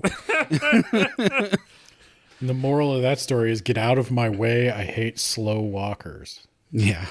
You're supposed to say coming up on your left or coming up on your right. It's the job of the runner. Let's see if there's any more Cyclist. interesting information on Beto Beto-san here. I'm so disappointed in you, Ben. that I've you never didn't pick heard this that one. This is one I heard this one like a long time ago. I love more urban legends. I can vaguely remember urban legends from Mob Psycho. Here we go. For most of its existence, Beto Beto-san was a purely oral yokai. It embodied the sound of someone following you down a dark street at night. The Beto, Beto, Beto brings to mind wooden clogs on hard streets, although Beto Beto-san can be found wandering both city and country roads. Sounds very Tengu. Legends of Beto Beto-san come mostly from the Udo-gun in Nara Prefecture and from Shizuoka Prefecture, where Beto Beto-san only travels the mountain roads. So, Tokyo, you're screwed, but most other cities are fine. I mean, if I learned anything from Jujutsu Kaisen, there's a lot of negative spirit energy in Tokyo. If right, you Ben, can I'll- imagine a creepy thing asking you a question, you basically got the next urban legend. That's pretty much all it is. Ben, I will send you this page so you have it for your records. Send me. I want to learn about There more we urban go. legends. I love urban legends. Here, allow me to regale you with the entire musical numbers of Disney's Legend of Sleepy Hollow from 1940 something. So there is another urban legend I could do as kind of a bonus. Now I don't have notes on this one. I'm just going by memory, which is the best way to do an urban legend. Well, that's how I just did it. Yeah. Well, I had to look it up. So I don't remember, like, I didn't include this one in the main ones because I couldn't think of a fun way to tell it. So imagine it is 1998 and you are on your Netscape navigator and you've gone to maybe a sketchy website and you get a pop-up. Do you want to see the Red Room? And once the pop-up loads, it starts playing a voice clip that starts to say, "Do you want to see the?" And you close it. This sounds Because- like the beginning of an isekai. It could be. So you close it, but then another one pops up, then another one pops up, and then another one pops up, and before you close them all, do you want to see the red? Do you want to see it? Do you? Control Alt Delete. And The more you close it, the more pop up, until eventually you have to let it finish speaking. Do you want to see the red room? There's only one box you can click, and that is hi. Hi. Apparently, this is a Probably computer okay. you can't turn the power off on. You know, my big brother didn't mention whether or not the guy turned the power off. I guess he didn't. Or we can make this creepier. These pop-ups keep coming and coming, right? And there's only one button. It just says hi. And I'm not going to press that button. So I press the button on the front of the computer to just shut it off. But it doesn't work. They keep The coming. computer It's still won't on the shut screen. off. So I stand up and I walk around the back of the desk and I pull the power cord right out of the back of the computer. Because obviously that will solve the problem. And I walk back to the front of the desk and look. The computer is still on. Do you want to see the red room? Hi. You click OK. And then a series of images flash of red rooms. Men, boys, weebs of all kind, dead in their computer chairs, throats slit, wrists slit, heads cut off, various limbs missing, disemboweled, image after image displays. Oh, you're just on facesofdeath.com. It's just a link Except to their. then, Don't look at that website, It's by the you. way. I'm not going to. Don't worry. Nobody should.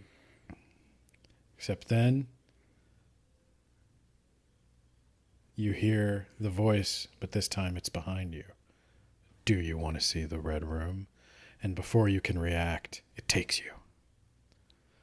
The next day, you're, let's be real, considering who's likely to listen to this, your parents find you the next day. And you have had your throat completely slit. Your head is almost cut off. And written in your own blood behind you on the wall is the red room. That's got such big teenage energy to it. I love it. That is, I think the three biggest urban legends I could find were, the Slipmouth Woman. That's the biggest one I have ever heard. Hanako-san and the Red Room, interestingly enough, was like the big one. I love it But when I it did starts mixing dig- over with newer technology. I say newer, it's the internet, but I can't remember if the elevator game is Japanese or if that is just really popular in Japan. what's the elevator game? I don't remember the exact rules of the elevator game, but essentially you get into an elevator. And you press 3.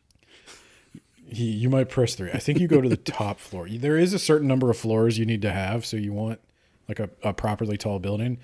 You go to a certain floor, but like if somebody gets on, you have to get off. And then you have to start over. You have to go back down to the first floor and try again. If you don't, you could wind up in another place. So essentially this is like deeply tied into the backrooms stuff. If you're familiar with any of that. Oh, interesting. The elevator game is like one of the ways you can wind up in the back rooms. That feels like a very non-nation specific. That feels like an Yeah. internet level. A lot of these are like various Chan boards Yeah. type origin stuff, but yeah, those are the ones I know I'm the most familiar with. I don't know if you guys have any other good ones. Well, I had the one that I like the Beto I Beto could Man. have sworn that you would have on your list. No. Because if I've heard of it, how could you not have? I didn't even see that in any of the like. I even went to see if there were any like ones I didn't know, and I went to like a bunch of top 10 sites and everything, and they were all Slipmouth Woman, Wow. Teke Teke, and Hanako.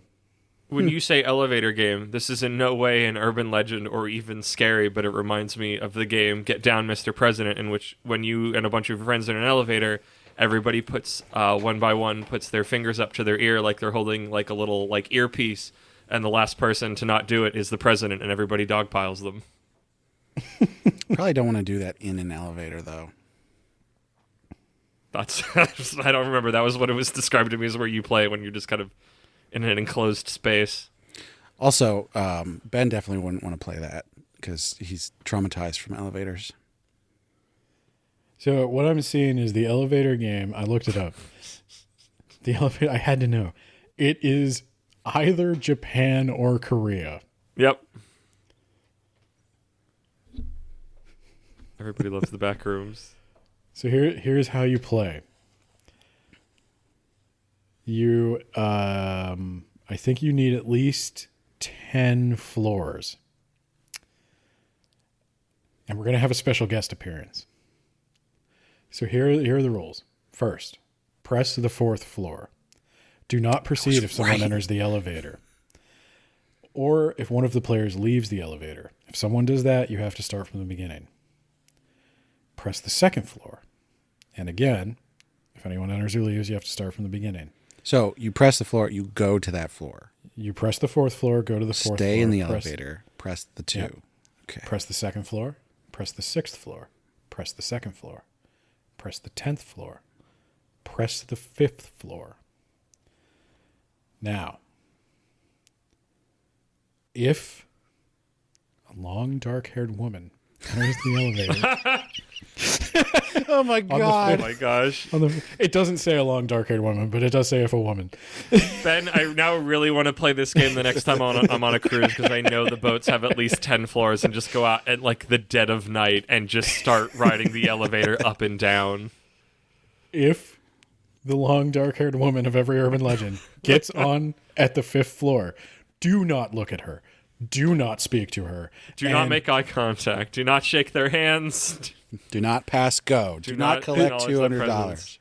$200. This is exactly how it's written. Do not look at her, do not speak to her, and definitely do not talk to her. Call her mid. That woman is not human. If you speak to her, she will decide to keep you for her own. I mean, that sounds... I mean... Your coworker, hey Brad, how you doing? You have any plans for the weekend? Don't talk to her, don't talk to her. Press the 1st floor. Do not proceed if someone enters, or if one of the players leaves. If someone does that, start from the beginning. I thought you're not supposed to leave when she gets in the elevator, though. You don't talk to her. You can't leave. If she gets in, you just do this. Okay. So the elevator now will either ascend or descend. If the elevator... Yes, that's what elevators do. Yeah, but you hit floor 1, so if it went up, it would be weird. You hit floor 1, so if the elevator reaches the 1st floor, leave. Don't look back. That's essentially winning the game. Or you'll turn to a pillar of salt. If the elevator reaches the 10th floor, leave. Do not respond to the woman if she asks, "Where are you going?" or "What's wrong?" Her voice will be high when she asks that. Unlike mine, I didn't read ahead. You know, like a woman. If that all happens, if you're alone, you are in the other world. Electronics will not work in the other world. The other world is identical to our world, but the two differences you will see are all the lights are off, and the only thing you can see from the windows is a red cross in the distance. What? Well, at least if you need medical attention. Oh, no, I think it's just a big red cross, like the end of Evangelion. Okay. Like you're in the world that has ended. So to get back to our world, and Jesus comes back down with a big red cross. He rides it down like a rocket ship. It's like that Dr. Strangelove where he's got the cowboy hat. Yes, exactly. Oh my God. Yeah, so to get back, they kind of rush through it. 4, 2, 6, 2, 10, 5. When you reach the 5th floor, press the button for the 1st floor. The elevator will begin to ascend to the 10th floor. Press any other floor's button to cancel the ascension. You must press the button you use to cancel the ascension before you reach the 10th floor. After you reach the first floor, check your surroundings carefully. If anything seems off, even the smallest detail, do not exit the elevator. If you detect something wrong, repeat step 2 until your surroundings look as they should. Once you are confident you have returned to your own world, you may safely exit the elevator. And then you can find Mew behind the truck. And you'll unlock Ermac. And Goken and all those other urban legends in video games. Oh, they've added this to it since the backrooms got big. You must not in any case attempt this too many times. This makes you susceptible to accidentally slipping through the worlds. You don't want to clip through. Worlds, like you clip through. Yeah. Sounds like before you start playing this game, you should write the instructions down so that you have the floors you need to press on you. Also, if your phone stops working when you get to the other world, how will you know how to get back That's unless you why memorized write it? it down. Yeah, exactly. You ever see Army of Darkness? Where he has to repeat the instructions exactly, but he keeps losing the page, and so he keeps fudging it, and like just more Deadites keep getting summoned. Nice. Isekai. Yeah. I mean, each one of these could be the start of an isekai. That's you true. get ripped in half by the Splitmouth woman. You wake up in another world. I think this That'd be should a way the new better Truck thing instead Sen. of Truck Sen coming. It's like, Yeah. hey, you got killed by like a horrible supernatural being or a curse. You deserve something better in the next Yeah. one. That's way better than like, I saved a girl from a truck. Right. And your isekai superpower is you have access to the developer's flowchart of every conversation. Nice. Yes, you can always pick the most optimum for Yeah. whatever you want to do. Yep. Just call everybody mid. That's the new meta. They did do that in Villains Are Destined to Die. At the beginning. You know what? She could only answer in the prompts from the game. You know, I've heard, and I don't know, this is baseless speculation, but Japanese people are really unlikely to give direct opinions about a lot of stuff. And I kind of wonder if some of that plays into the fear in the urban legends of like, if somebody asked you if they were, a stranger especially asked you if they were pretty, that's just scary. Yeah, what the heck do they want? Yeah. So maybe that's the not knowing the exact etiquette. It could be like a deep fear. I don't know. There might be. This might be woman something to must say be about crazy for asking me a question. This woman must want me dead. She's talking to me. that. Or even the idea that there are just rules that you don't know. Maybe that's the scary part. Yeah. I want to like you mutate should- one of these stories of just it's the shut-in weeb. Who's like, a woman is talking to me. I'm going to die. Well, considering like all of these originate on Chan boards, I think. Yeah, exactly. But that's why I want to mutate it just enough for maximum. Like that's what the origin is. You're leaving the maid cafe with your lucky bag.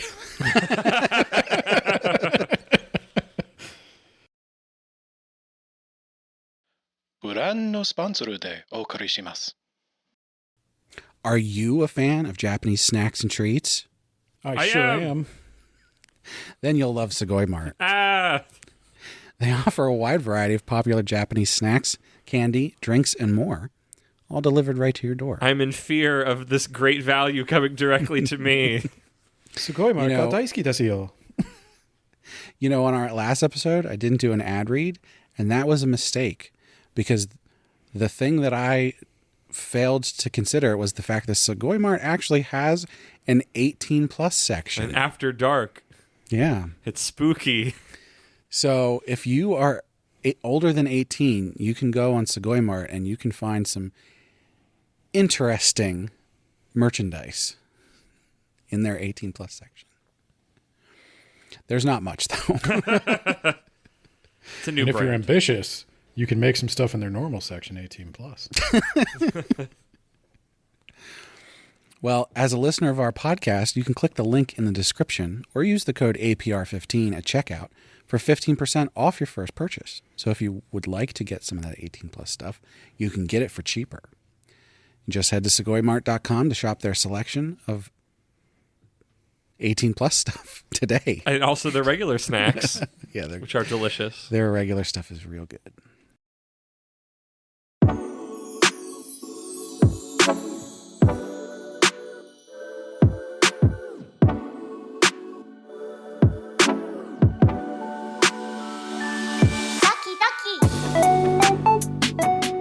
All right. So, in honor of Ben's Horror Bullshit Month, Ben has a horrific recommendation for us.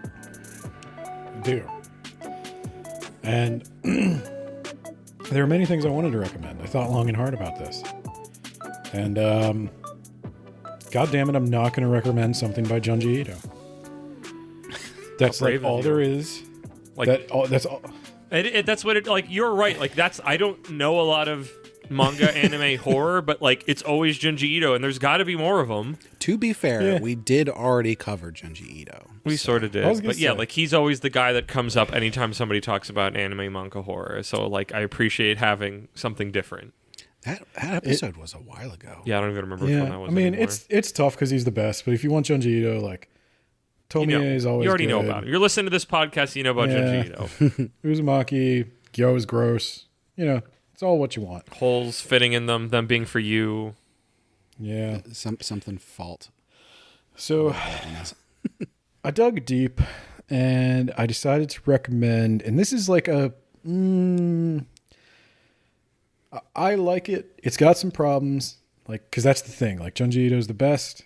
This has some problems, but it's not Junji Ito. So I think there might be a thing out there for people who just want something different. And this is a pretty classic one. This is from 1972. Ooh, I did ask for more 70s. So it's got that old manga style, and this is The Drifting Classroom by Kazuo Umezu. Sometimes in English, his name is Kazuo Umez with two Z's. Because that's just, they Americanized his name before manga got big. Like, he's been around forever. So the plot of The Drifting Classroom is that there is an elementary school that randomly one day is sucked in to like another dimension. It's an isekai. It's not.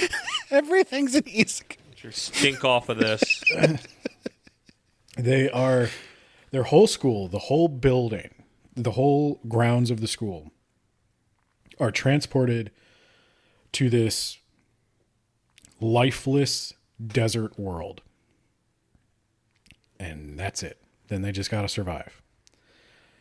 Now, there's a lot of wacky paranormal stuff that happens. It's not wacky. It's filled with dread. There's a lot of like Lord of the Flies type humor. A lot of like, I say humor, horror. Lord of the Flies type horror. Yeah, For certain personalities, it's depends on how you humor. look at it. Yeah, I mean, I guess you could consider them all slowly tearing themselves apart not funny.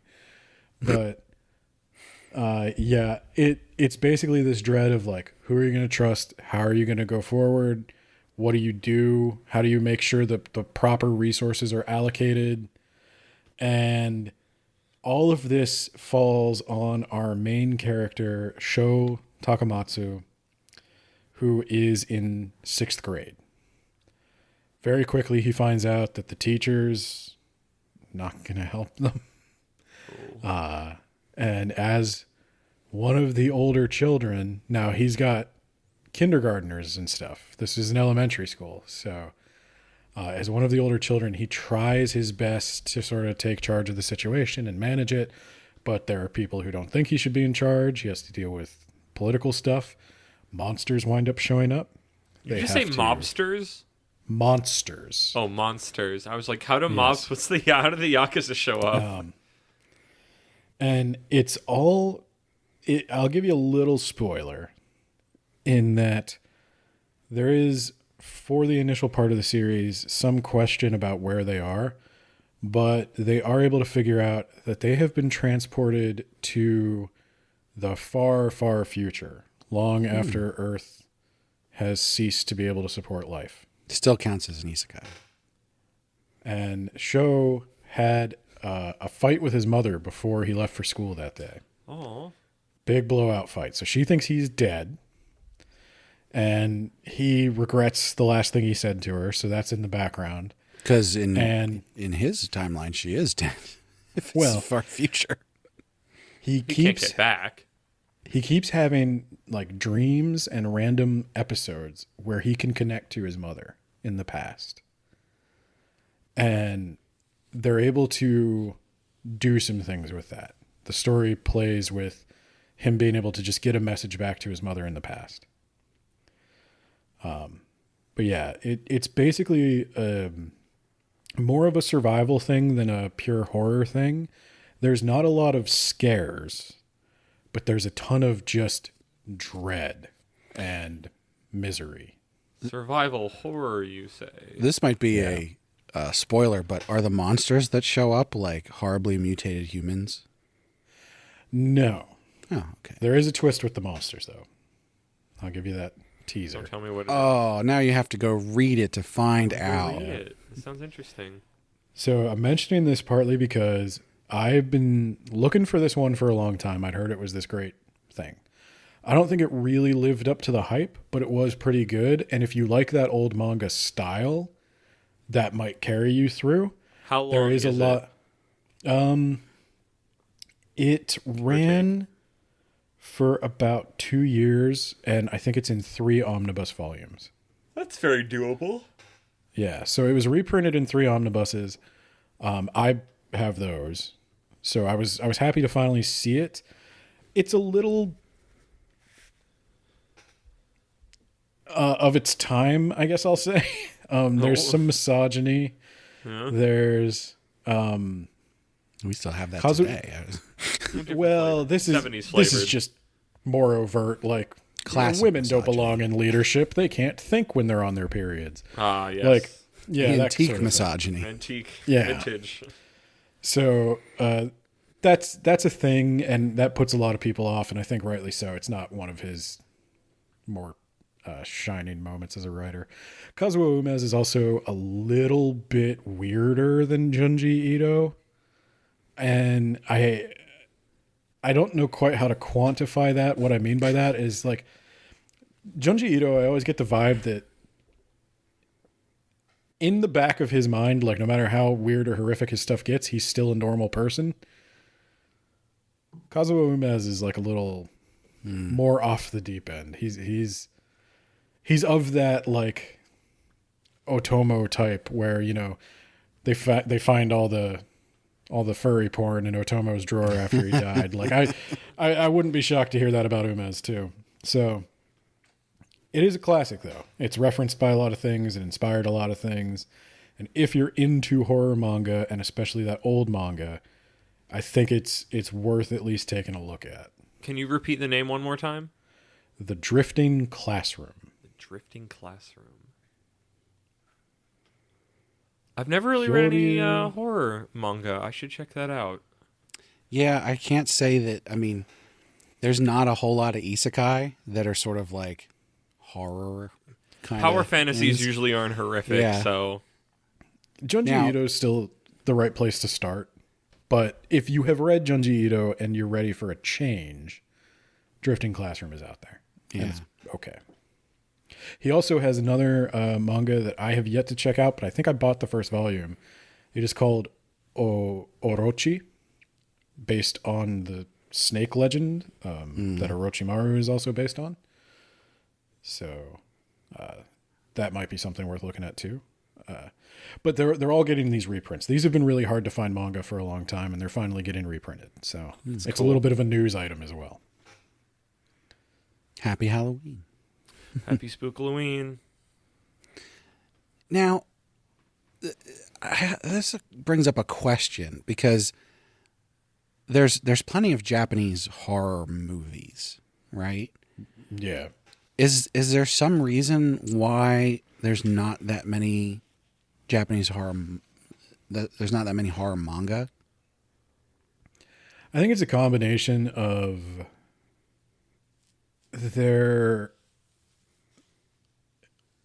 There are, but they're not popular. And many of them are this urban legend kind of thing. I think it's present in things because like a lot of JoJo is horror based. Like a lot of part 3, like each one feels like, oh, this is based on this old monster movie or this horror concept or body horror. I did think of this earlier because when you were talking about the hair lady monster, Cinderella. I was thinking of in part 4? Part 4, yeah. Yeah, where she can control her hair. Cinderella is the name of the stand. Yeah. I was trying to think of her name. Yeah, I don't know. Some Japanese name. Oops. There have been a bunch of attempts to bring horror manga over that have kind of failed. Like I remember Tokyo Pop, which is back, by the way. Whoa, weird. Yeah, they're publishing manga again. Tokyo Pop tried to do a Dark Metro, which was like an anthology one. And I think that's kind of the thing is like horror manga tends to like exist mainly in the short form. Junji Ito, for example, his novel length stuff, graphic novel length stuff, I guess, is really only Gyo and Uzumaki. Almost all of his stuff is short stories and one-offs. I guess that's a good point because I can't really think of very many horror legends or things like that are longer than, a couple paragraphs. Because you can't, like, it's horror. At some point, the tension has to stop. You can't just have tension forever. Which is probably why it works in movie form because it's like, here's an hour and a half. Yeah, you are here and then you are done. It's and then maybe you'll come back to this at some point to do it again in like Everybody's a year's dead. time or more. And then you're done.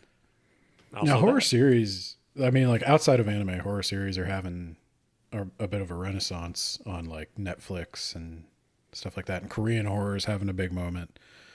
But yeah, for manga, I do think it exists. It's just like Junji Ito is the only name big enough to sell an anthology. It's like horror comics. Like, I don't think, like, there's a scene for it, but... I would have thought that a horror anthology of various authors would maybe be more popular. I don't think it just... maybe it's that it does not work well in that format. If it's both East and West don't really have that big of a scene for it. Because there's a villainous manga anthology that is literally like a bunch of different authors writing these villainous short stories. And it has many volumes. Like, I think we're up to 6 or something like that. It's like literally just villainous stuff. And I think so much of it. That's a fairly niche thing. I mean, I realize that it's very not popular. niche with the numbers it's getting. I love it. But like when I think about horror, I would think that horror would be even more popular than that. Like, because horror is sort of more universal. So yeah, like, but here's that a doesn't mean problem. everybody wants to go to it as their, like, manga is so much escapism, and because you stick with it because they're longer series, it's not as, again, the tension has to stop at some point. Akira Toriyama. I thought Akira because I was thinking of Katsuhiro Otomo, author of Akira. He wrote a horror sci-fi manga before Akira called Domu about psychic kid who was kind of a monster, and that I would think would be an easy sell for a reprint. And I have not seen it outside of like fan translation sites in years. Dark Horse did a run, like a magazine run of it. Left to right, English style, long ago. Next episode. Yeah. But yeah, horror is a tough sell, I think. I think the romance stuff is having a moment. I think it's convinced publishers in the US that there's the market. Mm. But I don't know. I think, like I said, I just keep seeing isekai and romance. I think it's format. With that said, Ben, do you have any closing thoughts? Do you have any clothing you'd like to pimp? Boxers or briefs? No. I guess my closing thoughts are like, check out every time you see something pop up again and again in anime and manga, maybe see if you can research it. Like, it makes some of the stories better when you know the cultural context and the legends that it's coming from. Yeah. Japan, all Japanese horror movies almost are based on some kind of urban legend or curse or yurei ghost. It's worth knowing if you like this stuff. And even if you don't like horror, it comes into so much of the shonen and fantasy that you might as well. And hell, even if you only play video games, it comes into that too. Yeah. And don't forget the most important lesson. Stay away from black-haired women with their hair down.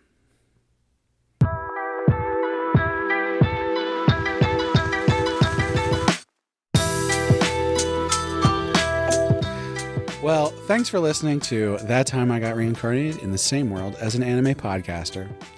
To find all of our social media links, such as Discord, Twitter, Threads, Patreon, Facebook, and more, visit our website, animepodcasterreincarnation.com. You can also find articles on various topics, as well as new manga reviews. We'd love to hear from you on any of those social platforms, or you can just leave a comment on the site. You can even just send us an email to isekaisenseisama@gmail.com. We're always looking for feedback, and we'd love to chat with you about the topics we cover. If you prefer to listen to the podcast in high-quality stereo, be sure to check out our YouTube channel, where we simul-release all the episodes. We also release that version early on Patreon, so if you just can't wait, you can join us there and listen as soon as the episode's ready. And before we go, I want to remind you to check out Sugoi Mart, where you can get 15% off your first order by using the link in the description or by using the code APR15 at checkout. And we definitely can't forget about our patrons. We got 2 patron shoutouts.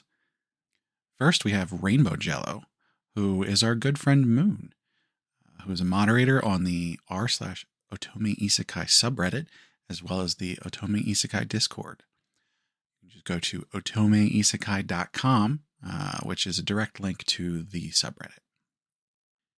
And certainly not least, but last, is Rena, who is our favorite fan.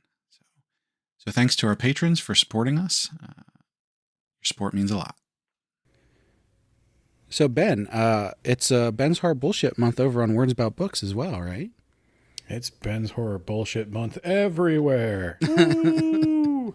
What have you been covering? Books, we're covering Hellraiser, Goosebumps, Hellraiser, the movie. Goosebumps. Hellraiser the movie, The Hellbound Heart, the novel it's based on, Night of the Living Dummy by the Goosebumps thing. And if you liked hearing me read urban legends, I'm going to be reading creepypastas. Oh Nice. my. I want to listen to that. So there's that. I'll also be appearing on Unsighted, the internet's least reliable English lit podcast, to talk about The Telltale Heart. Cool. Fun.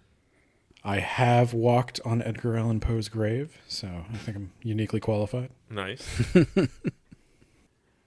Kermit, what do you got going on? You can hear me on the Shonen Flop podcast talking about Fabricant 100. Oh, yeah. That recently came out. And if you somehow haven't noticed it on this podcast stream or YouTube or wherever you're listening to this, you can listen to my new podcast I do with Brad, Shonen Jumping the Gun, which I believe was just a glimmer in our eye from last episode, where we review, probably way too early, review manga from their first chapter. So watch as we make a bunch of terrible opinions and guesses from almost no information. The first episode about Kagurabachi is out. And we've got another one coming up next for Mama Yu Yu, another new series that started in Jump recently. So go check that out. I'm really happy with it. It's a little bit more short form. At the very least, listen to the intro. We put a lot of work into it. I'm really proud of it. Well, you should listen to the whole thing. Listen to the whole thing, but at least listen to the intro, and then maybe keep going. Keep listening. They're short episodes. They're going to be coming out twice a month in between the normal podcast episodes and Heroin Addiction. So those will be on the off weeks. So now you get some of us every week. Yeah, it's a good time. If you just couldn't get enough of us. I'll vouch as a listener. It's a chill, easy listen. It's a different. I don't know if it's chill, but it is. I will take easy listen. That's what I love about Chill these. for Every me. podcast on the network, we've got a different energy to them. So Well, once again, thanks for listening. And remember, if you get isekai'd, you have to remember the asshole is the gateway to the soul.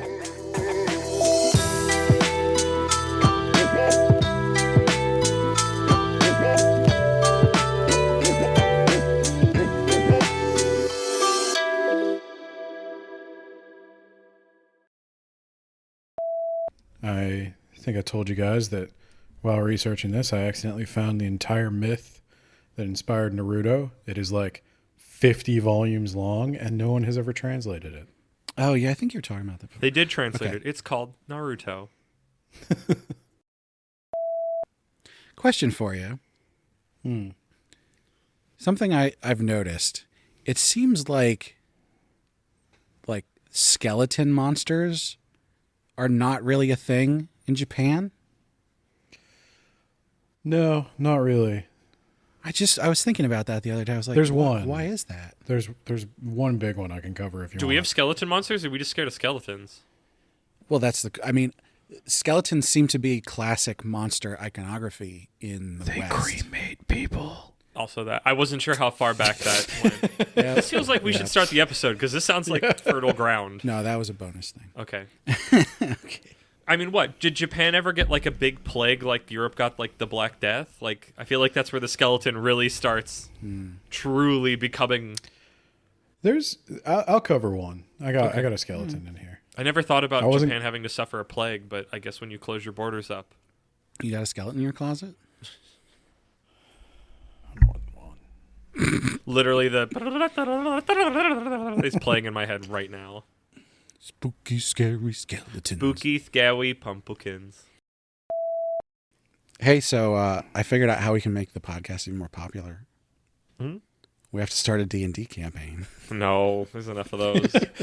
That's what everybody does, right? We'll start recording my One Piece role-playing game that I'm in right now. Oh man. Do you all like choose devil fruits?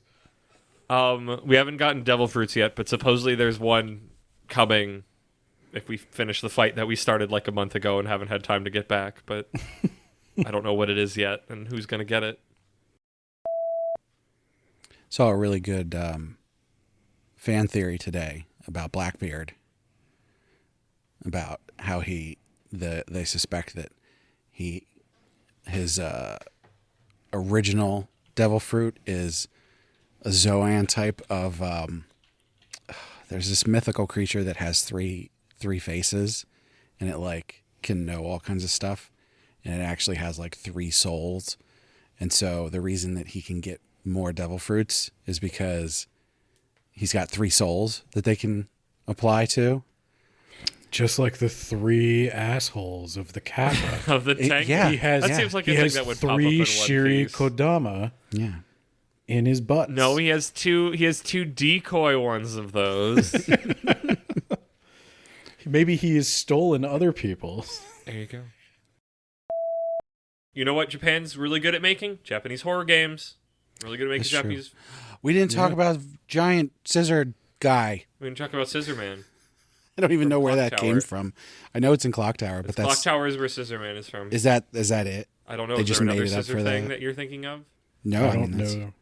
Okay. I don't know a big scissor legend, but that I does have a sound bonus like story, something. if I can fit it in at some point, that is very us related because it is both Japanese horror related and it is also localization related and it's also really, really silly. I mean, I think now's a good time. Okay, if Do it. we're done with recommendation. I want to see. I don't know if I can look at things on my phone without losing Ben. Ben, can you still see me? No. I can't see you, but that's okay. You can if hear see me. your You can hear phone. Yeah. Okay, I want to make sure I get this right. So while I'm getting the article up so I can get the wording properly.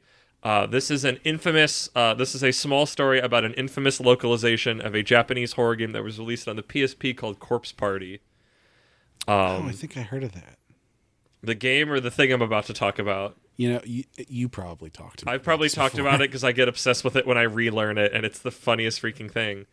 This is an article from pretend friend of the podcast, Tomomato, who wrote that writes the Legends of Localizations books. This is this is their website, Clyde Mandolin. Let me see if I can get the exact thing.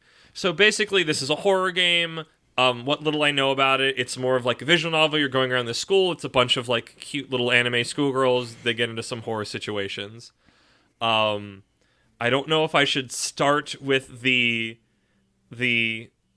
punched up lines, we'll say, and work our way backward, or would you like the original Japanese situation, or would you like the punched up English? I don't know if I don't know if the build to it. We should probably start with the originals. Okay, so the Start with the basic Japanese, translation of the original Japanese of you, it's these two students running into each other in these dark halls. Hey, Naomi. Do you have any butt medicine, the kind you gotta rub on? Huh? Again? Yeah, my butt's been giving me some trouble lately, you see. Well, I do have some ordinary ointment here. Thanks. Okay, I'm gonna go apply a bunch real quick. Already a strange situation. Not a weird, sexy, horny game, just to be clear, because that makes it sound like that. Freaking strap yourselves in, because whoever the localizer was punched the fuck up out of it. And it makes me giggle to think about. I literally have a screenshot on this phone just so I have it ready with me. Hey, Naomi. Do you have any of that ass medicine on you by any chance? You know, the smeary stuff. What? Again? Yep. My butt's been drier in a desert since we got here. Well, I've got some antibacterial cream if that'll work, and then here's the line. Thanks. I'm gonna go butter up my pooper with it real good. In an officially released PSP game, this is not a fan translation, there's no ordinary energy here. This was sold as a product, and somebody's thought to punch up, thanks, okay, I'm going to go apply a bunch real quick, was, I'm going to go butter up my pooper with it. That almost reads like somebody like trying to get fired from their job. I don't And they know, I just just also can't. love, like, my ass has been drier than a desert, then followed up by, I'm going to go... In a non-sexual situation, in a non-sexual game, just I can't stop giggling when I think about it. I wonder if that's like This is a video game called Corpse Party. if that's an interaction that like isn't a required one that like might be hard to find. I don't, dude. And so, like, I don't know. I nobody don't know if there's QA'd any it. other lines that is infamous. Is I'm gonna like. I don't know if it's just because I learned it and the people that I learned it from were obsessed with it. Because, gosh, that's a silly phrase. But yeah, Corpse Party, a Japanese horror game on the PSP. Well, that there you has go. that infamous localization line in You it. should go play it. Punch up your localization. Everybody, butter your poopers. Probably need an emulator. That feels like an everybody butter your poopers feels like an end of the episode line. I didn't mean to laser focus on the anus quite as much as we I wanted know, to like do when in you this started episode, talking but about this, I'm like, I'm just gonna weasel this in because now you were talking about buttholes, and this has just been on my mind recently. But 'cause you it know makes what? me That's laugh. a kind of horror. Yeah. Well, now I'm Imagine you're in a haunted school and your butt's really dry. You gotta go butter your And pooper. you have to go into the Teke Teke stall or the Hanako stall. I'm gonna have to change my ending line. You guys, No, you can't. We've said it out loud. You can't say it. Don't forget to butter your pooper. See, like You just can saying say it one more makes me time. laugh. Say it 3 times. Say it 3 I times. don't think I'll be able to do that, Ben, because I will just start getting into giggling fits as I am now. Butter pooper. Butter pooper. Butter your pooper, buddy.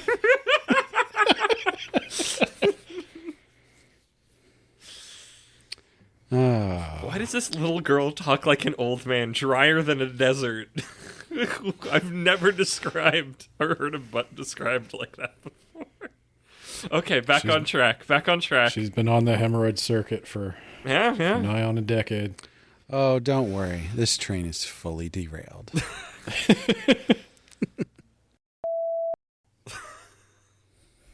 Shiri Kodama. 1,000 years of death. My original one that I had here before we started talking about assholes. About butts. If you're isekai'd into a horror story, remember that splitting up is never a good idea. But after all that, I couldn't. Remember, she's mid. Yeah. That's what you. do another take with that. And remember, if you get isekai'd and you meet a long black-haired woman, she's only mid. No, tell her she's me. Neg that bitch. Jesus. You just remember you're a high value male. Oh no! I was not.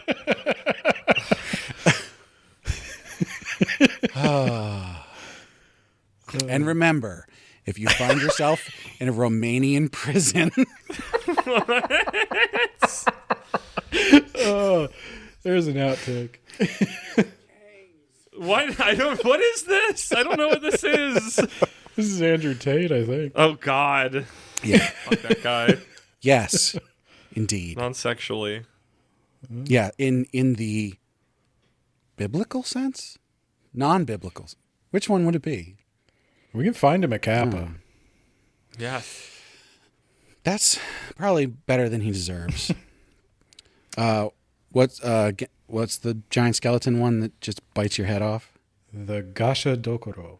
Gosh, Dokoro. Yeah, that's about what he deserves. Both at once. Giant skeleton eating, Oh, Kappa jumping in the air and just.